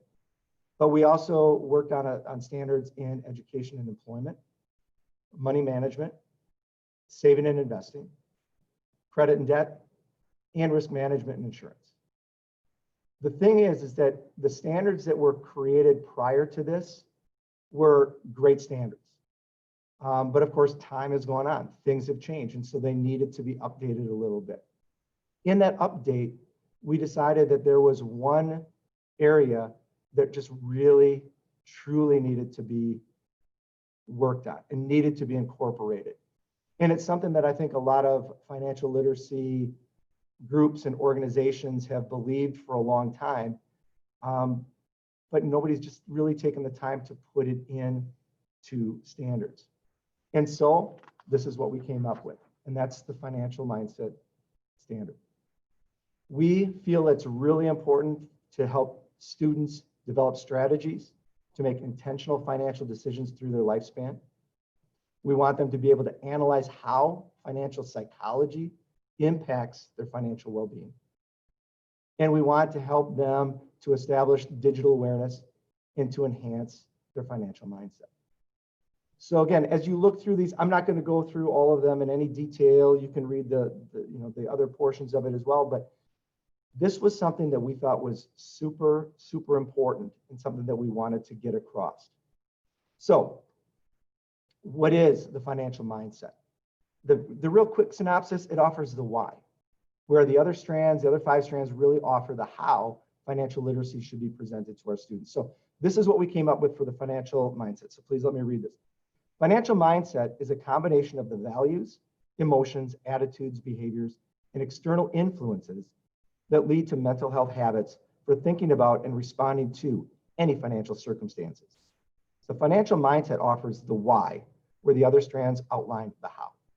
An individual's financial mindset is usually influenced by previous financial experiences. However, self-awareness of influences can play a significant role in future decisions. The increasing scope of financial choices makes it essential that students know their resources, rights, and responsibilities as consumers. This includes an understanding of the role of the contextual factors in decision-making, as well as the role of advertising, sales techniques, consumer laws, and consumer organizations. The ability to analyze opportunity costs, value, and benefits of products and services is an essential skill for consumers. The reality and potential for building an intentional financial mindset includes the need for a sense of responsibility to the broader community. It's a mouthful, but it is really something that needed to be put into standards. It was something that needed to be approached as we continue this quest for teaching financial literacy to every student in this country, to prepare them for what I call, and what everybody calls, the real world. So what I decided to do then with this presentation for the last part of it here is, again, taking a look at the why, but also a little bit about the how I do it and how I incorporate it into my classroom. And I hope that you'll find some of the values in it, some value in it. And if there's questions, please, direct your questions. I won't be able to probably see them until the very end here. I'll leave about 10 minutes for questions, but you'll also have my contact information too if other questions arise or you have questions or concerns or anything like that. So the first thing, how do you begin to examine the financial mindset? As I said in the very beginning, I am a fellow for NextGen Personal Finance. Those of you that are familiar with it, NextGen offers free materials to teachers. And it's in an organized, comprehensive format that is so simple to use, and it's been a blessing for teachers. For brand new teachers, if this class is given to them, the resources are abundant and they're easy to use. For someone who's been teaching as long as I have, it is great for me because I'm always looking to change and always looking to make things a little bit better. So what I want to do here real quick is I'm going to see if this link works. I'm going to take you to one of the questions of the day that I like to use for the financial mindset.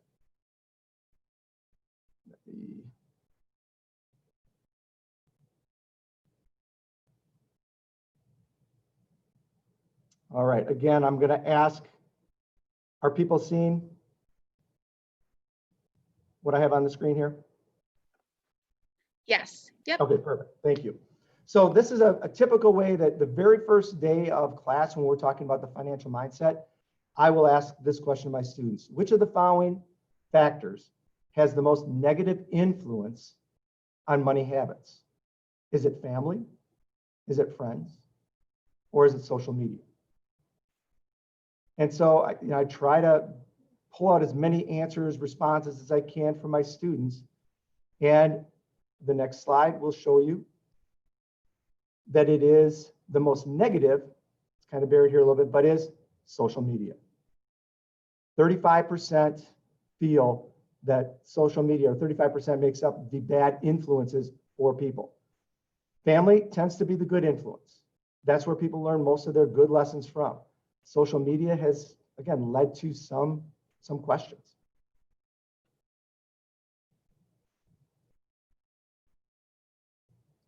So that would be a way that I, again, just kind of open things up. And then, we start taking a look at some of the concepts in the financial mindset. So here's one of the first ones that I think is really important. What is it that you value? What is important to you?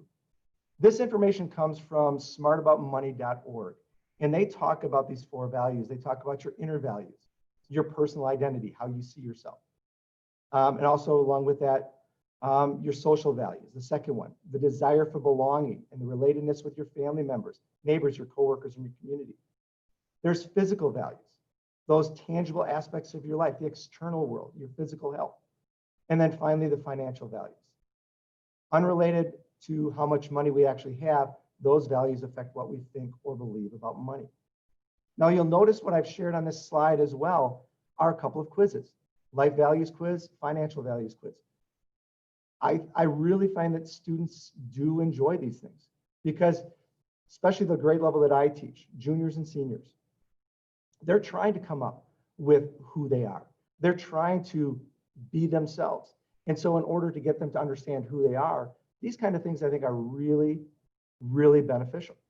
And so I ask them to do this. I ask them to take these.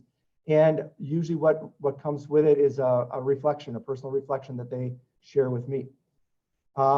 Obviously, if classrooms were in a normal time, this would be something that we could share in small group discussions and things like that. But I think it's really important, and there's so many great resources out there. This smartaboutmoney.org, if you check it out, it's really got some great information about the financial mindset.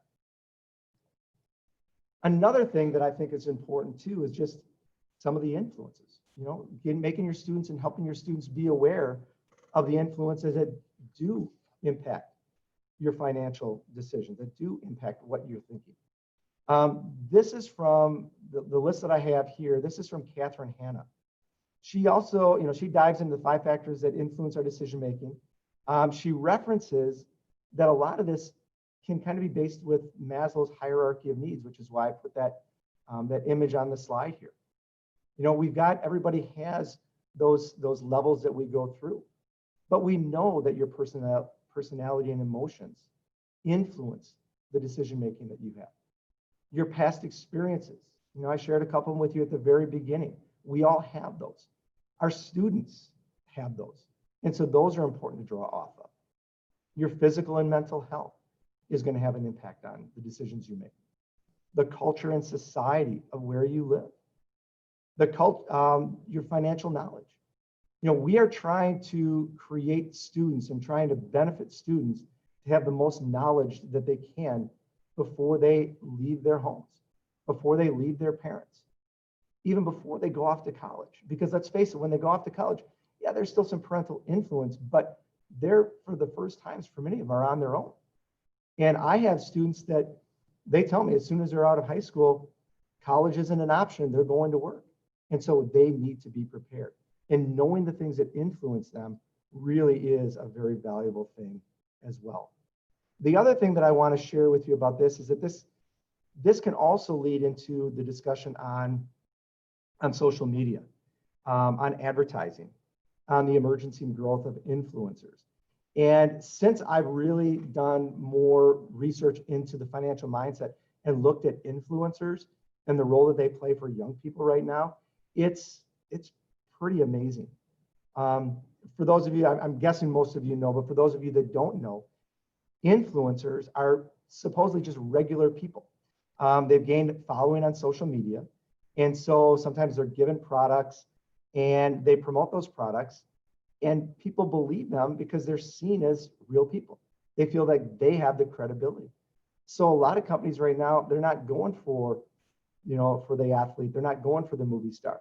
They're going for these regular people that appear to be just like the people who they want to sell their products to. So I think that that's pretty interesting. So again, all these influences really are things that we need to delve into with our students to help them to see the decisions that they are making. I referred to a reflection question before, and this is one of the reflections that I like to use. Here's the question. How can Facebook, Instagram, TikTok, Snapchat, or other social media platforms make you poorer? Well, here's some statistics. 57% of millennials spent money they didn't plan on spending because of what they saw on social media. 88% of millennials believe social media creates a tendency to compare their wealth and lifestyle with others. Now, we're talking about millennials here. Come on, let's be candid. We know those of us that are on these forms of social media, they influence us as well. And when we see that person taking this great vacation and posting all the pictures of the great time they have, we ask ourselves, well, why don't we deserve that? Why can't we enjoy a vacation like that? Why can't we get a new car? Why can't we have the most wonderful kids, right? So I think it's important for our students to think about these things. And they're being influenced. They're being shown things on all these social media platforms each and every day. And so how are they being influenced by them? And when they sit back and take a look at it, it's pretty interesting. It's some very, very good conversations that we have with our students. It's really incredible. What I find is some of the openness, because now they're realizing, oh, so this is why they do that, or this is why I made this decision that I made as well. So I think that that is something that is really a very important thing to think about. Reflecting on what they've done, reflecting on their future, thinking about their families, thinking about their parents. Those are all going to be great ways to delve into the financial mindset. Now, there's some other things that I really like to do as well. And this is another NGPF activity. It's called a MOVE activity. And this is one that I do on one of the first days of class, and it's called, Is It a Pitfall? I'm going to try to bring this up here so you can see some of the questions.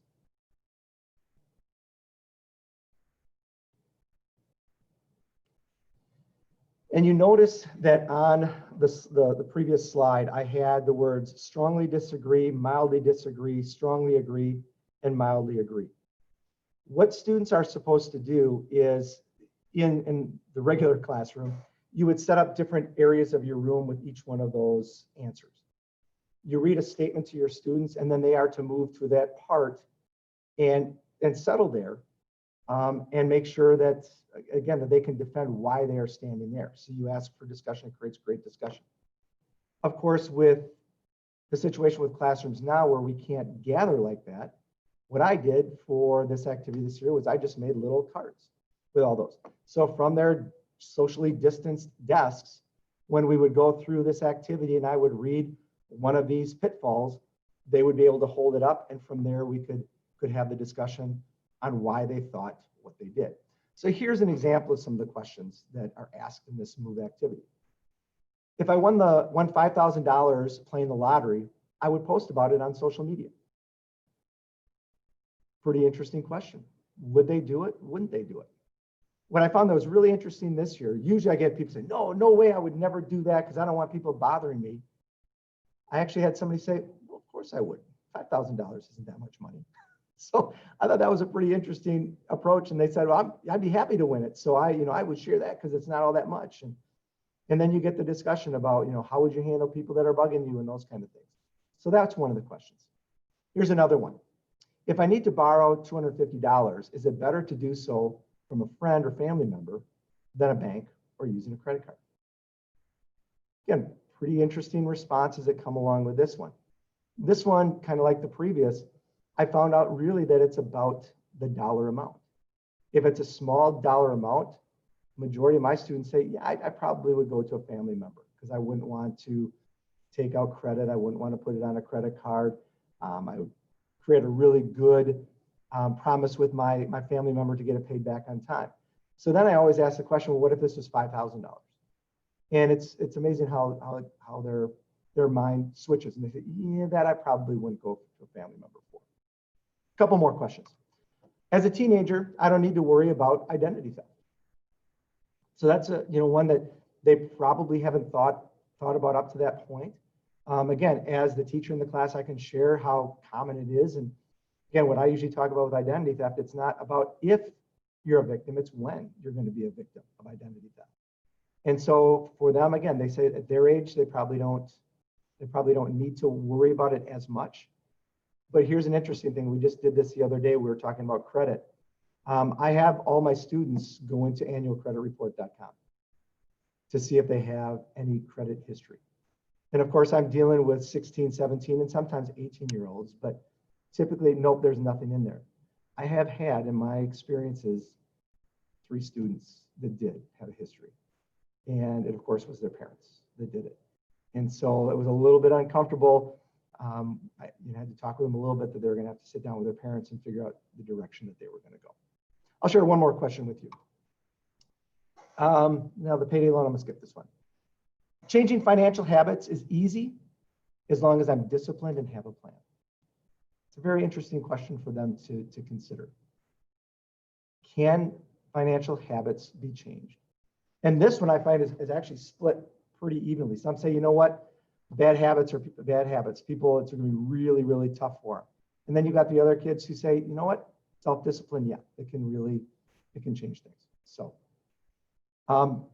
great activity. Like I said, I appreciate the fact that Next Gen has made this, instead of a MOVE activity, that you could, we can do it kind of stationary too. So this has been a really good one for me and for my students as well.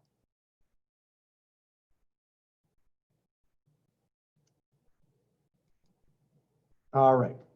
Another activity that I use in my opening financial mindset unit is NGPF's The Bean Game. And it says, each day we make choices based on what we value to be important by assessing whether our time, energy, and money is worth it. This game, adapted from the 20 Bean Salary, will help you discover what is most important to you to spend money on and how your personal experiences and values affect your money management decisions. Now, the interesting thing, and again, I've got a link to this if you want to find out more about it. The interesting thing about this game too is prior to this year, I would have students work on this in partners. And what was great about it is you'd hear these conversations back and forth about what's important, what's not important. If we do this, we have to do this.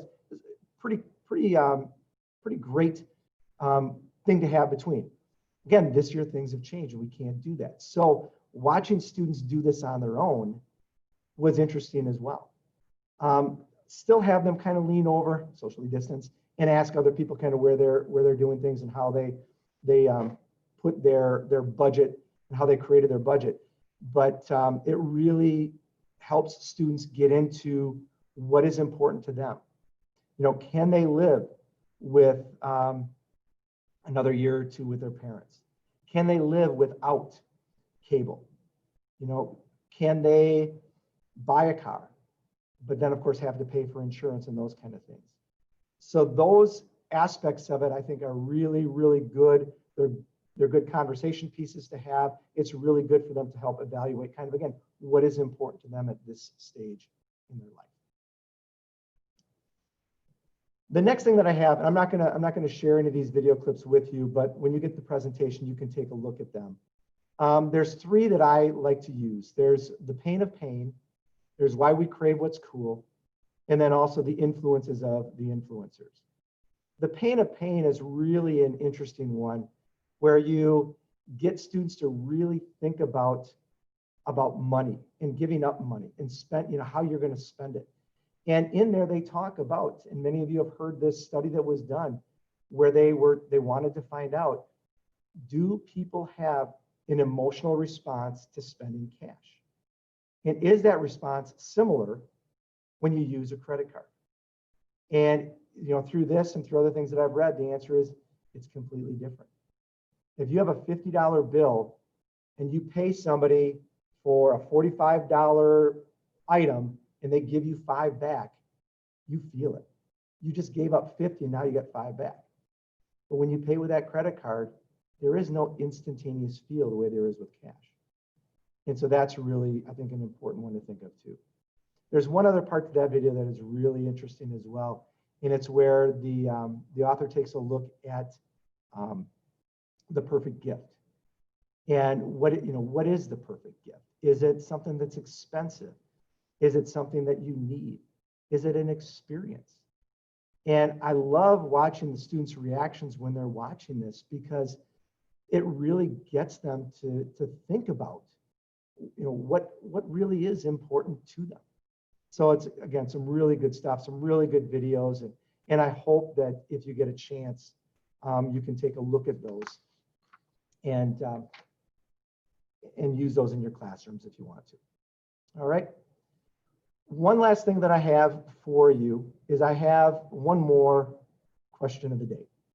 And this question has to do with the financial worries that adults have. So let me go ahead and post this for you. Whoops. Gave you the answer first. That's not good. So what worries adults more when it comes to financial matters? What worries adults more when it comes to financial matters? When it comes to financial matters? Well, here's what the answer is. It says that if we take a look here, you've got things like not having enough money for retirement, not being able to pay medical costs in the event of serious illness or accident, not being able to pay medical costs for normal health care, not being able to maintain the standard of living you enjoy, not having enough money to pay for your children's college, not having enough to pay your normal monthly bills, and so on down the line. When students get a chance to see what adults fear, I really think that helps set them up for the things that they have to prepare for ahead of time. And so studies like this, information like this, I just think is so outstanding when it comes to sharing the financial mindset and what the financial mindset is all about.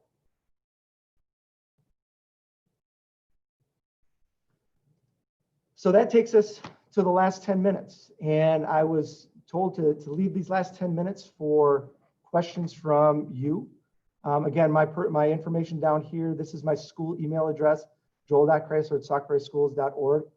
Would love to field any questions that you have. I'm going to stop sharing the screen now, and we'll leave it up to Dave. Are you going to assist me here, or?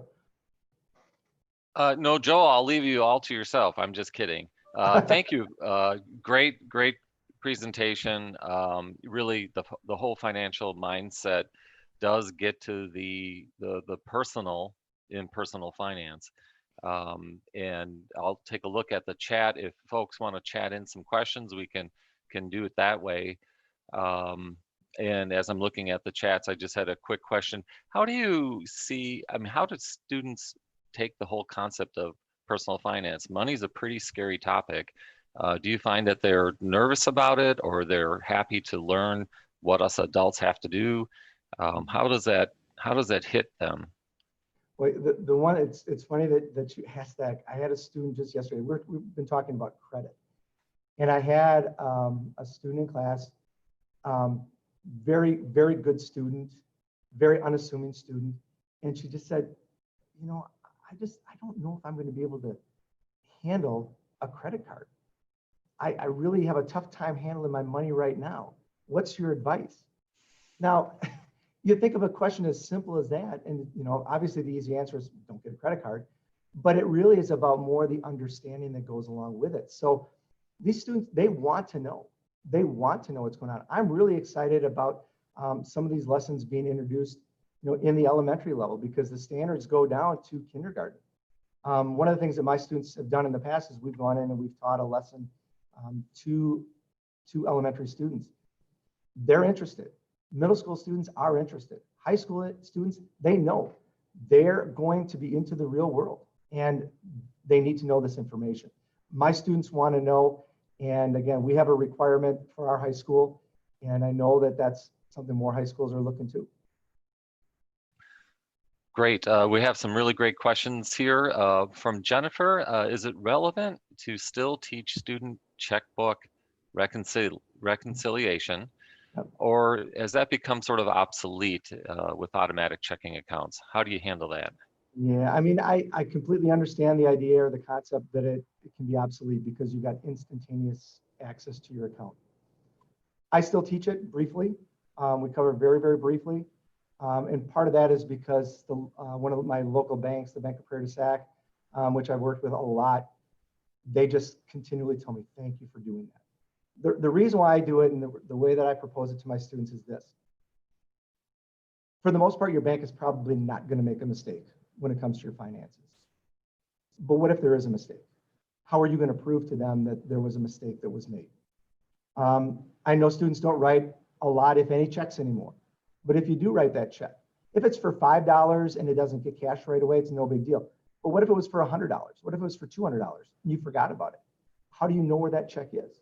So I think that the basic concept of it is still important. And I think we can tie that in, which I do, to electronic banking as well. Great. Next question from Sue. Do you see trends and behaviors or responses to questions that you posed, say, 5 or 10 years ago compared to now? What do you see are on the student's mind over time? Yeah, I really think what I've seen change more than anything else is the desire to learn more about investing. I think students, you know, understand the concerns of Social Security. I think they understand the fact that they need to plan for a future themselves. I had a student one semester sit into my class, and she stuck around after class. I said, "Is everything okay?" And she goes, she's big, heavy sigh. She goes, I am so glad that I'm taking this class. She said, I have watched my parents struggle paycheck to paycheck my entire life. She said, I don't want that. I want things to be better for me and for my family. And I thought that was pretty powerful. So yeah, the trends, I really think that's a big one. I think students having a checking account in the form of a debit card is more prevalent than ever before. Where it used to be 1 or 2 kids would raise their hand when I'd ask if they had a checking account. Now it's maybe 1 or 2 that don't. So that's another trend that I see has changed as well. Great. And you had mentioned parents. A question from Majel asked about how do you think parents can change their behaviors to help their children understand how money works, but also not to create anxiety? Right, right. I think, I really think that schools that use Canvas or we use Google Classroom, I think is really valuable, because if you share materials on there, parents have access to it. That's a really unassuming way for parents to get information. And I encourage my parents to take a look all the time and see if there's anything that's in there that they can use. Another one with conversations, and this goes back to another activity when we talk about careers and paying for college. I send home a document that's basically an activity where students can create a script as to how they're going to talk to their parents about who's going to pay for college. Does the parent have some money? Do grandparents? Are they going to be expected to do it? And I tell them, this is a template for you. They don't share it with me at all because it's none of my business, but it's information. How do I formulate a conversation with my parents to talk about something difficult? And I think that conversation is one that's going to transpose itself into other things too. They can use it for other things. So that's one of the ways that I try to get parents involved, or a couple ways I should say. Fantastic. We have 2 last questions and 3 minutes to answer those. So being a defender of the break, which is coming up, let's see. One would be, how do you, with college loans, it's so, it's almost deadly, as Sue had put it on her comment. Right. How do you approach student loan conversation? Yeah, I think I approach it maybe differently than some. When we start talking about careers, we start talking about the potential for college, I stand right up and say, look, I know college is not for every one of you, and that's okay. And when we investigate it, I actually give 4 tracks that they can study. They can choose the college track, they can choose the go to work track, they can choose the military track, or they can choose the trades. And I think that for so many of them, for so long, I think we pounded in college. I still show that, more education usually transfers into more wealth, but there's always exceptions to that. And there's a lot to be said about the trades. And I don't want them to have anxiety. I don't want them to do something for me that it's not going to go into the future. So that's why I give them those 4 things to investigate. Some students actually look at all 4, but it gives them a choice. It takes away the stress of, oh boy, Mr. Chrisler knows I don't want to go to college. He's going to think less of me. Not at all. I think that you've got to start making a plan, and this is how we do it. Great advice. And final question, and it's one I think that's on a lot of people's minds. This is from Tommy. How have you encouraged participation with your virtual classes? Yeah, for us, my virtual class, we have 20% of our student population that went virtual. The other 80% decided to come and is in a hybrid schedule, AB schedule. For the virtual kids, for me, it's really about communicating. I start every lesson, every day with them with what I call a daily check-in. And it might be talking a little bit about assignments. It might be talking about grades. This morning, I showed a motivational clip. And I think that the students, for some of them, they really, they want to be involved. They want to feel as involved as they can. Again, I had another student that was in our summer school program. We actually ran an in-person summer school this summer. It was a great precursor to our school year. And I had one student in there, and she sat there and she worked and she worked and she worked and she made her things up, but she still kept coming. And I asked her, I said, it was just a 2-week thing, but I said, well, you're done. Why are you here? She said, this is the most normalcy that I have had in months. She said, I can get away from babysitting my little brother and sister. I can come in, I can do some work. So I think we've got to try to personalize it as best we can. Our content should be motivation enough, but we know sometimes that young people don't see it as critical. For me, if I had my way, the perfect time for me would be second semester of junior year through the first semester of senior year is when you would take financial literacy. I think that would be the ideal time to do it. But we've got some juniors that take it that are still immature. We've got some seniors that have checked out. So how are we going to make it relevant to everybody who's here? So true, so true. Joel, thank you so much. Thank you for the excellent questions from everybody. We'll be taking a 5-minute break. What you should do is you can look at your schedule, and there'll be a link for the different breakout sessions. You can join any session that is of interest to you, and we'll resume in 5 minutes. Again, Joel, just thank you for all you do as an educator for the state and nationally. Joel's very humble. He is a recipient of many awards and accolades, well-deserved, and appreciate all the time that you put into serving the state, your students, and the community. And thanks again for your presentation today. With that, let's take that 5-minute break, stretch your legs, and we'll see you in a couple minutes. Take care, everybody.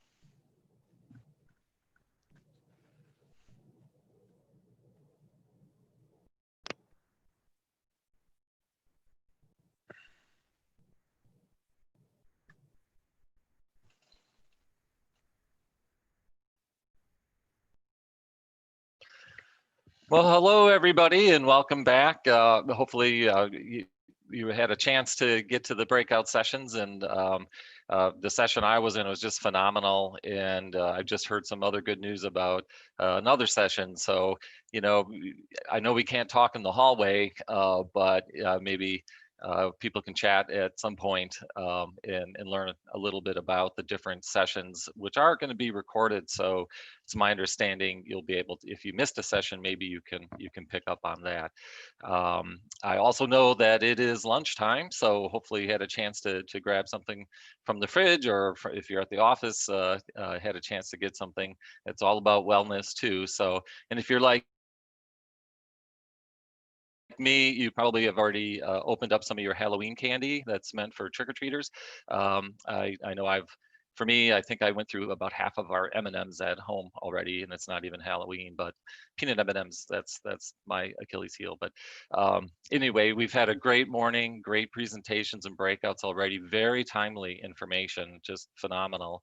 And we still have a few breakout sessions this afternoon, but we wanted to take some time during this virtual luncheon to really thank all of you, each of you, for what you do to help students, help your communities, especially with the topics of personal finance, a life skill, and the economic way of thinking. It's just such important tools for the next generation to know before they enter our evolving financial system, incredibly important. I had mentioned, again, that my name is Dave Mansell, and I work at the Department of Financial Institutions. We're regulatory agencies, so we regulate and license financial service providers in Wisconsin. And we know that regulation and licensing can only go so far in informing and protecting consumers with financial transactions. And so we know that we need to be proactive with financial education to make people capable for handling those kinds of transactions. And so we do a variety of different ways to reach out and work with K-12 education, with employers, with nonprofit organizations, all as a big team in our state. To promote financial education, and have to say we're really have moved the needle year after year in promoting more financial education in schools and workplaces and in the community, and that's in large part for the work that all of us do together. So again, thank you so much for what you do.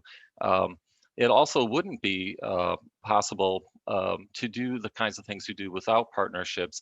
And I just dropped in the chat section the Wisconsin Jumpstart Coalition's link, where you can see other events that are coming along that you can participate in. These are all, of course, virtual at this point.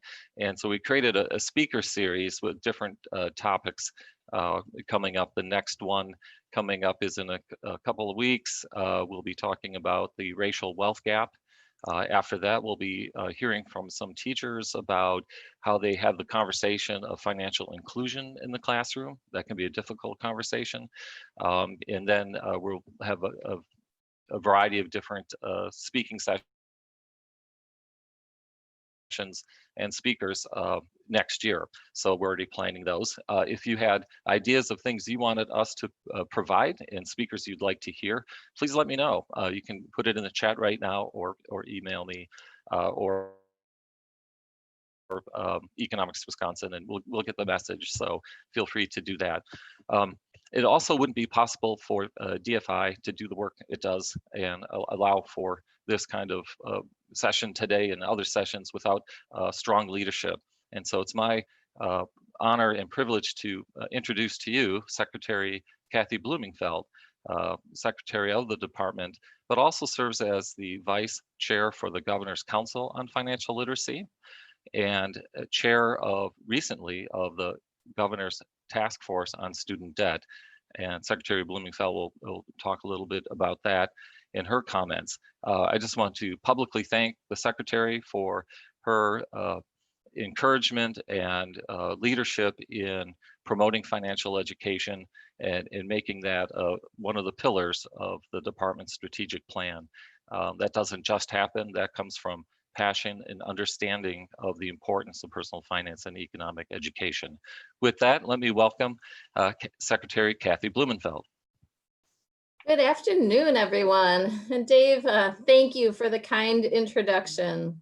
Really a big thanks to all of you for not only attending this year's virtual conference, but also for choosing to be educators and improving the lives of our K-12 students and adult learners across the state. Your work makes a difference each and every day, and I'm sure that you see that in your classrooms too. As Dave mentioned, I'm the Secretary of the Wisconsin Department of Financial Institutions. We affectionately call it DFI. And at DFI, we are dedicated to protecting the safety and soundness of Wisconsin's financial institution, safeguarding the investing public, facilitating commerce, and increasing financial capability throughout our state. Our vision is financial well-being for Wisconsin, which starts, as you all know, with education. In fact, building financial capability, as Dave mentioned, is one of our strategic pillars at DFI. We, all of us, have a lot to be proud of for our accomplishments and advancements in personal financial education. As you may know, Wisconsin was the very first state to have standalone personal financial standards back in 2006. And earlier today, you heard from Joel Chrisler, who talked about Wisconsin's new standards, which were just updated in June of this year.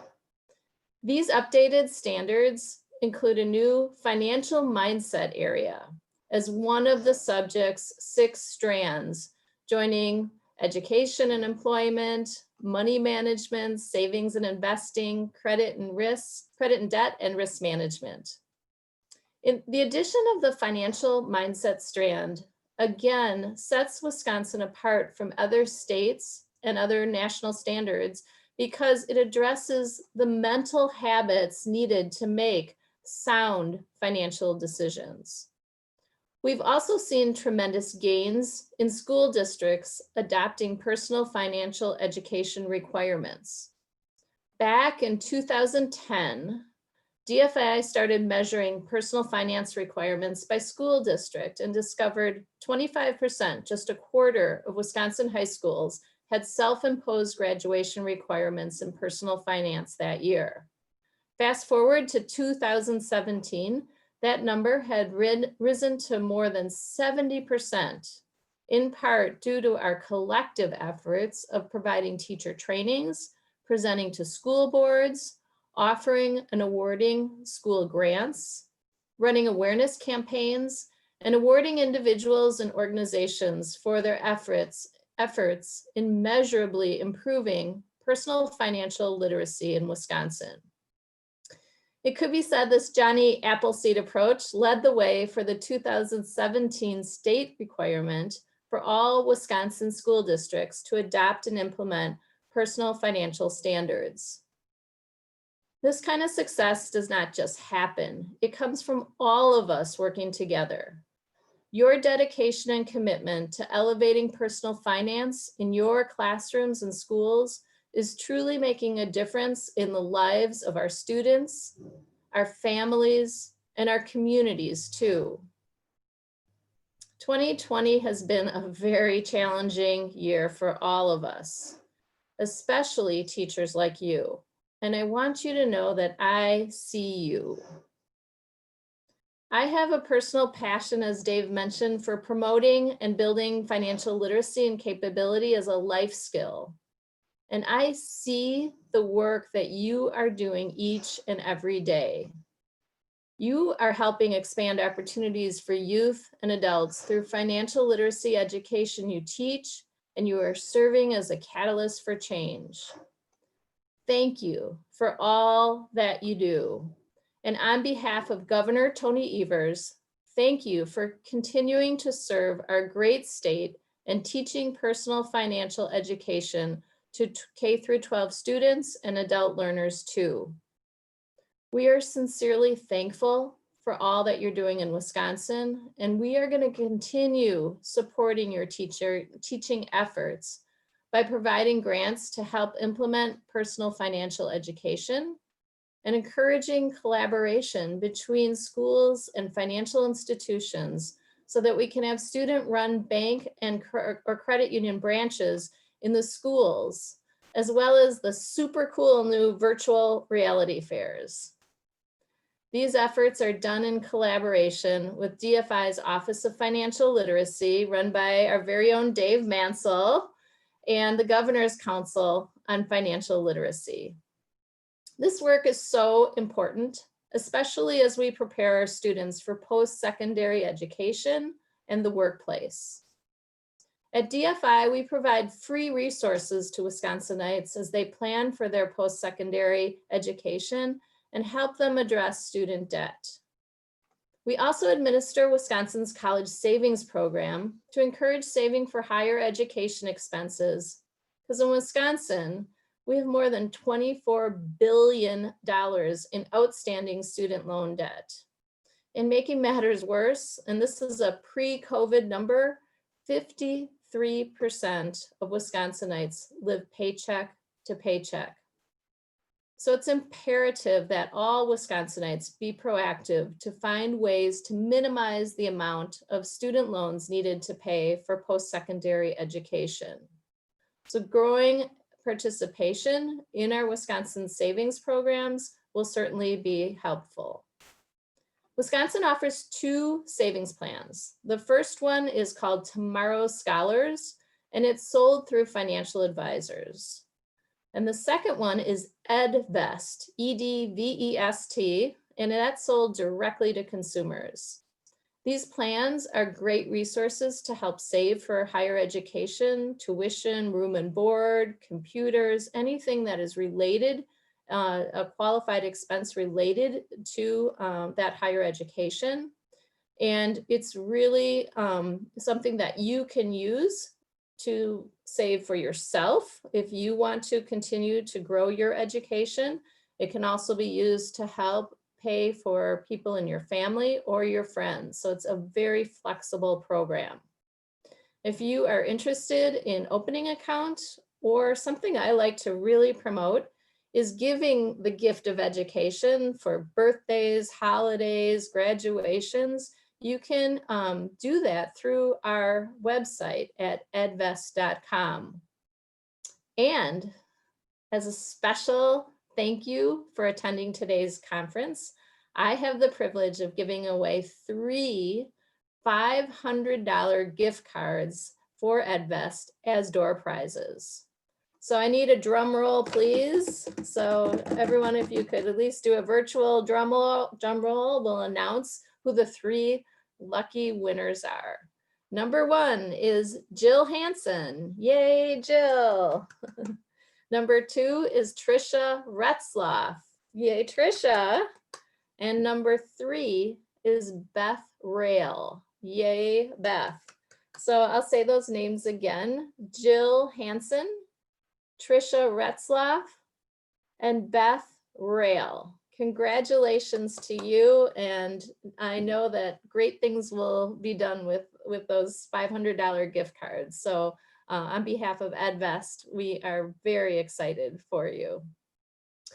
So in closing, I'll let you know that a big part of the reason that I am here today is because of the spark that was lit for me by my high school personal finance teacher, Mrs. Susan Littig, who I still keep in touch with today.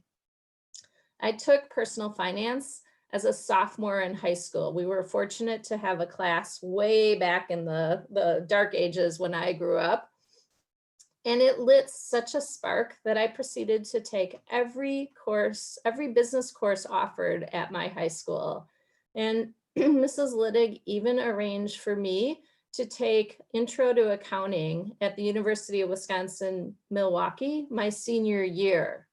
And that's how I started my journey to become a CPA. So again, I see you, and I know that all of you are lighting those same sparks in your students too. Thanks again for joining us at the session today, and for all you do to advance financial literacy and financial capability in Wisconsin. Enjoy the rest of your session today. Thank you. Thank you, Kathy, for sharing your insights and your thoughts. We really appreciate it. It is something that we treasure our partnership with DFI over the years because it's always been something all of us in the financial literacy field can count on, as Dave Mansell, Cheryl, and the group. Thank you so much. Before we talk with a special author, we have a short video on Economics Wisconsin we'd like to share. If you haven't met us, don't know us, I figure it's better than me talking from you to hear it from teachers who have been impacted by our programs.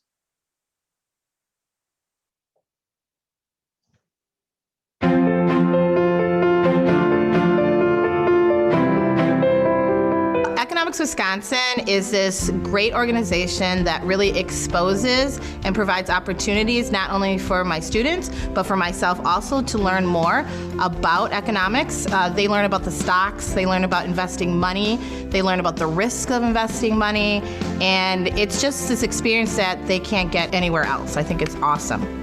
The main focus of my class is civics and economics.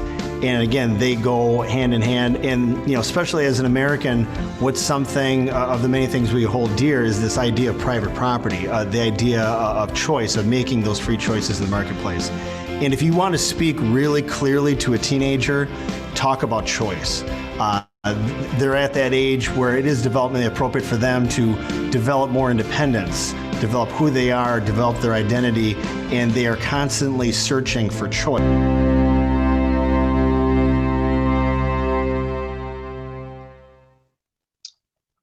That was great. And thanks to our teachers who took part in that and allowed us to use them a little bit. So we appreciate that. So I'm going to have a little conversation with someone that if you don't know him, then you've been living under a rock.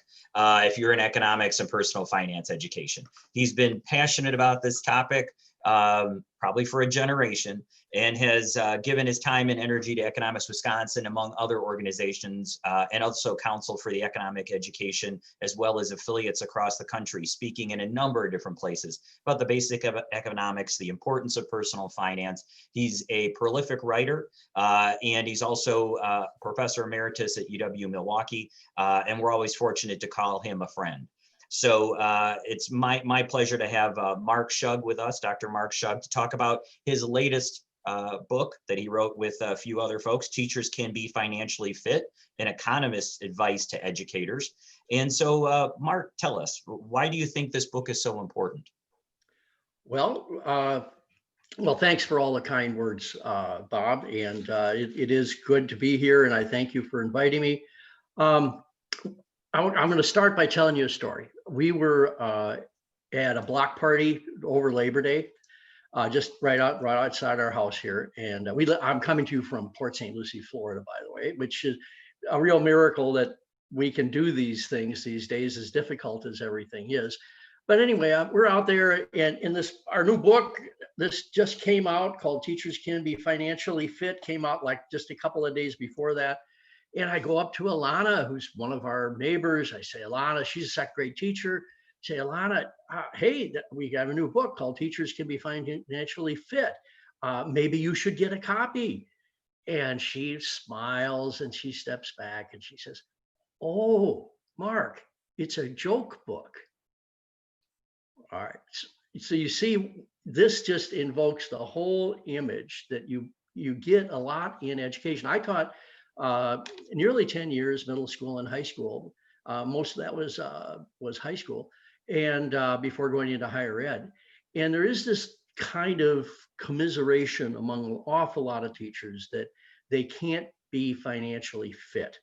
And so in the walk up to this book, we actually did a national survey. So that the co-authors are people many of you know, Scott Niederjohn, Tawny Ferrarini, who's been in the state a few times. Scott's up at Lakeland University in Sheboygan. And somebody you perhaps have not met, although he's been in Wisconsin a couple times, is William Wood, who's at James Madison University. And Tawny Ferrarini is at Lindenwood University in St. Charles, Missouri. So we're also the same author team that does the economic episodes in American history that I'll be talking about a little bit later. But we did this survey, and the vast majority of the teachers in the survey said, we don't think we can be financially successful on our own. We just don't make enough income. And I actually kind of disagree with that, but there it is, just right there. And they felt that they really needed help from a spouse or from a second job. And that was another thing we found in the survey, that just about all the teachers in the survey have second jobs. Some of them are teacher related jobs like coaching in the summer and things like that, but an awful lot of them are tending bar and driving Uber and things like that. So there is this sort of mindset that it's very difficult for a teacher to become financially fit. And then there's a couple aspects of the financial industry, well, one in particular that hasn't treated teachers all that well. And that's in a lot of districts around the country, teachers meet somebody, they could even be a former teacher, or they know a lot of the teachers in the building, and they start trying to sell them an annuity product, an insurance-based product that's called an annuity. And that might be a great product for some people, but it's usually sold without telling people about index funds and other kinds of investment availability there is out there. This is actually under investigation by the SEC right now. They say that this could be $1 trillion of teachers' savings that have been moved in this direction. And a lot of people in the industry are sort of skeptical that that's a great investment. And then a third point is that teachers themselves, now in Wisconsin, we've got a very good teacher retirement plan. It ranks #1 nationally regularly. It's well-funded, well-managed. It's basically like a private pension plan, really does very good. When it's kind of ironic because some of you may be from Illinois on the call here, and our Illinois brethren, they're rated 50th in the country. So it's funny to have this border south of Kenosha and north of Kenosha and Beloit. We have got a very good retirement plan, but south we don't have a very good one at all. Well, it pays very well, but the thing is, it's vastly underfunded. And so the point I think for Wisconsin teachers is that sometimes they think that retirement plan might be better than it is. It's a good, solid, funded plan, but you're not going to make like full salary or anything. That's what teachers in New York get. That's not teachers in Wisconsin. So it might lull people into a little bit of a false sense of security for where they are financially. And then just one more point, let's just not forget that there are a lot of teachers in other environments, private schools, charter schools that get treated a little bit differently than others. And so salaries in a little, St. Mary's Catholic School in inner city Milwaukee is going to be a little bit different than University School up in Mequon. And so, that's another consideration as well. So as you brought up these issues, how does your book address them? What would a teacher gain from reading it, or what information would they get from your book that would help them be more financially fit? Okay, I'm rather than doing any slides, Bob, I'm just going to keep going because our time is getting pretty short here. So there's a copy of the book. It's called Teachers Can Be Financially Fit. It has 14 chapters.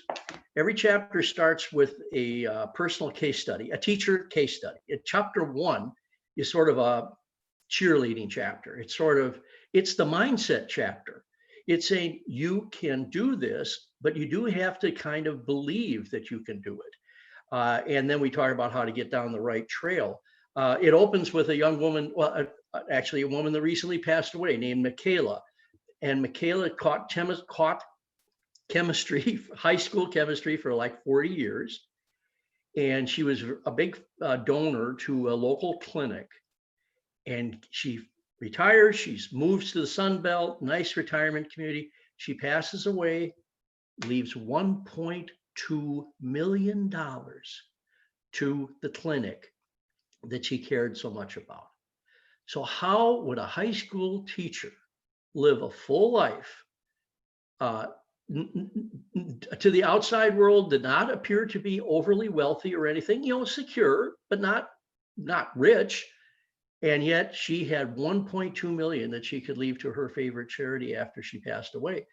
Well, to me, that's a great story. How could a teacher do that? And we've heard stories like that. I've heard a story that where a teacher made a big donation to Marquette. Well, so how do you get started? So that's the first chapter.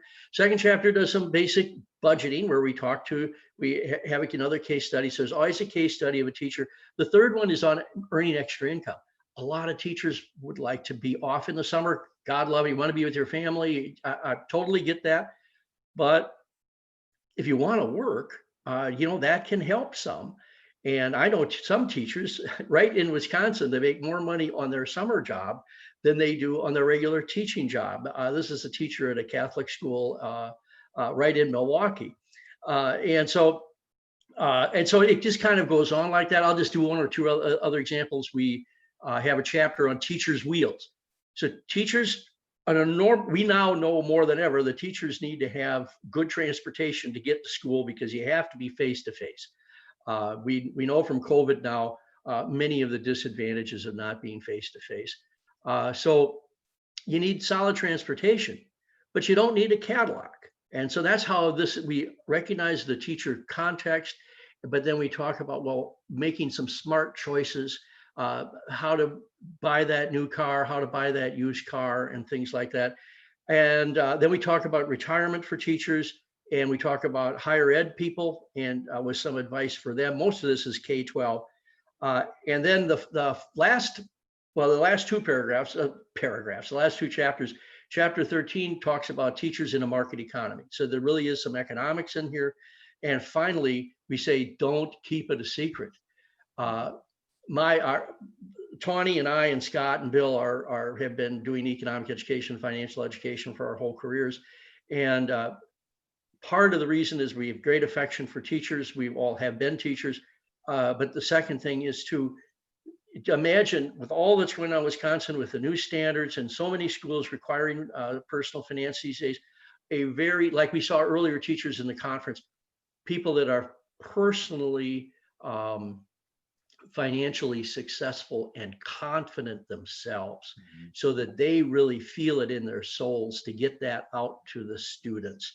So that's part of the big subtext of the book, is that if you feel better about it. I just did a workshop 2 nights ago, and I just started slowly with these teachers that just they weren't at all sure they could do it. And by the end of the night, you could see them getting more and more positive about it. And then I'm going to do 2 more nights with them to see if I bought copies of the book for them, and so they'll all get a copy of that. I seem to be talking in long paragraphs, Bob. I'm sorry. You're about to say, you're used to being a professor. I know. The one thing I will share in conjunction with what Mark said, I think I would agree on the other point about one of the challenges of teaching personal finance is if your financial matters aren't in order. And I think Mark would probably speak to a number of surveys that show teachers avoid the topic because they feel they're almost being hypocrites in trying to talk about don't have credit card debt if they're looking at 6,000 or 7,000 credit card debt in their own lives. So I think this is not just a issue. It's an issue for what we always say. There seems to be an impediment to teaching economics and personal finance. And some of it is a lack of knowledge in that area. And who wants to teach something they don't know about? Right, Mark? That's just an excellent point, Bob. So finally, if people want to learn more, or what would you suggest that they do, or where can they find more about the book, or get engaged in some way, maybe even as a thing they could do in their own school with fellow teachers? Oh, yes. Okay. So first, you can find the book easily. Just go to Amazon. You can get it from the publisher, or you can get it from Amazon. So I just hop on Amazon, enter my name or enter Teachers Can Be Financially Fit, and it'll pop right up. And you can get a copy there. You can get a Kindle version. If you go to the publisher, you can get an electronic version. We have a website now called, it's not quite the title of the book. I'll put it in the chat. It's called Financially Fit Teachers. So let me see. fitteachers.com. And I hope I spelled that right. It's supposed to be Financially Fit Teachers. It looks like it's right. And if you go there, you'll get a nice little summary of the book. There's links there to buy the book, but there are links to the authors. We're very eager to do webinars, to work with you to set up an investment club, to work with you to play the stock market game, to work with you about various programs that you can do in your classroom, but also to do with your fellow colleagues.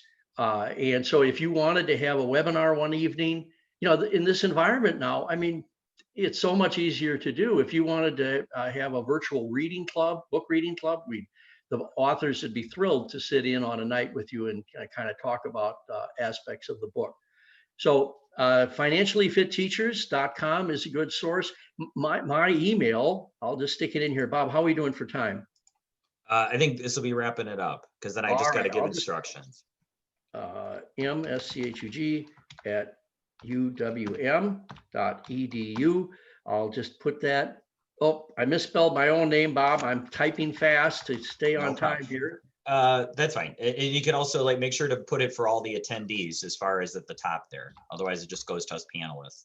Okay. Finally, sorry I guess about that. Okay. As we finish up, do you want to preview a little bit of your teachers forum that you're going to be doing later with Chris McDaniel on what is Economic Episodes in American History? Economic Episodes of American History is a book that a lot of Wisconsin teachers know about. The beauty of our conference this afternoon is going to be how to bundle the history standards and so in Wisconsin social studies standards with the economics standards. And I tell you, when you look at this, it's just like, it's an old-fashioned term, but it's like a marriage made in heaven. I mean, the two just, you want to do some economics, you want to bundle, they say you got to do your econ standards and you got to do the history standards. Boom, these two bundle together very beautifully. So Chris McDaniel and I are going to talk about that this afternoon. And so please tune in if you're interested.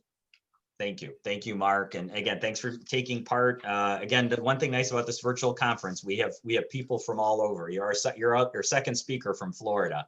So was Signa from Florida? I thought she was up in New York. Okay, good. She hasn't moved yet. She's moving in the spring. Poor woman is going to Connecticut in January when she's got to move for the spring semester. So she's committed to teaching. If you go from Florida, I did sit in on a little bit of her session and a couple of the other sessions. It looks like it's been a great conference.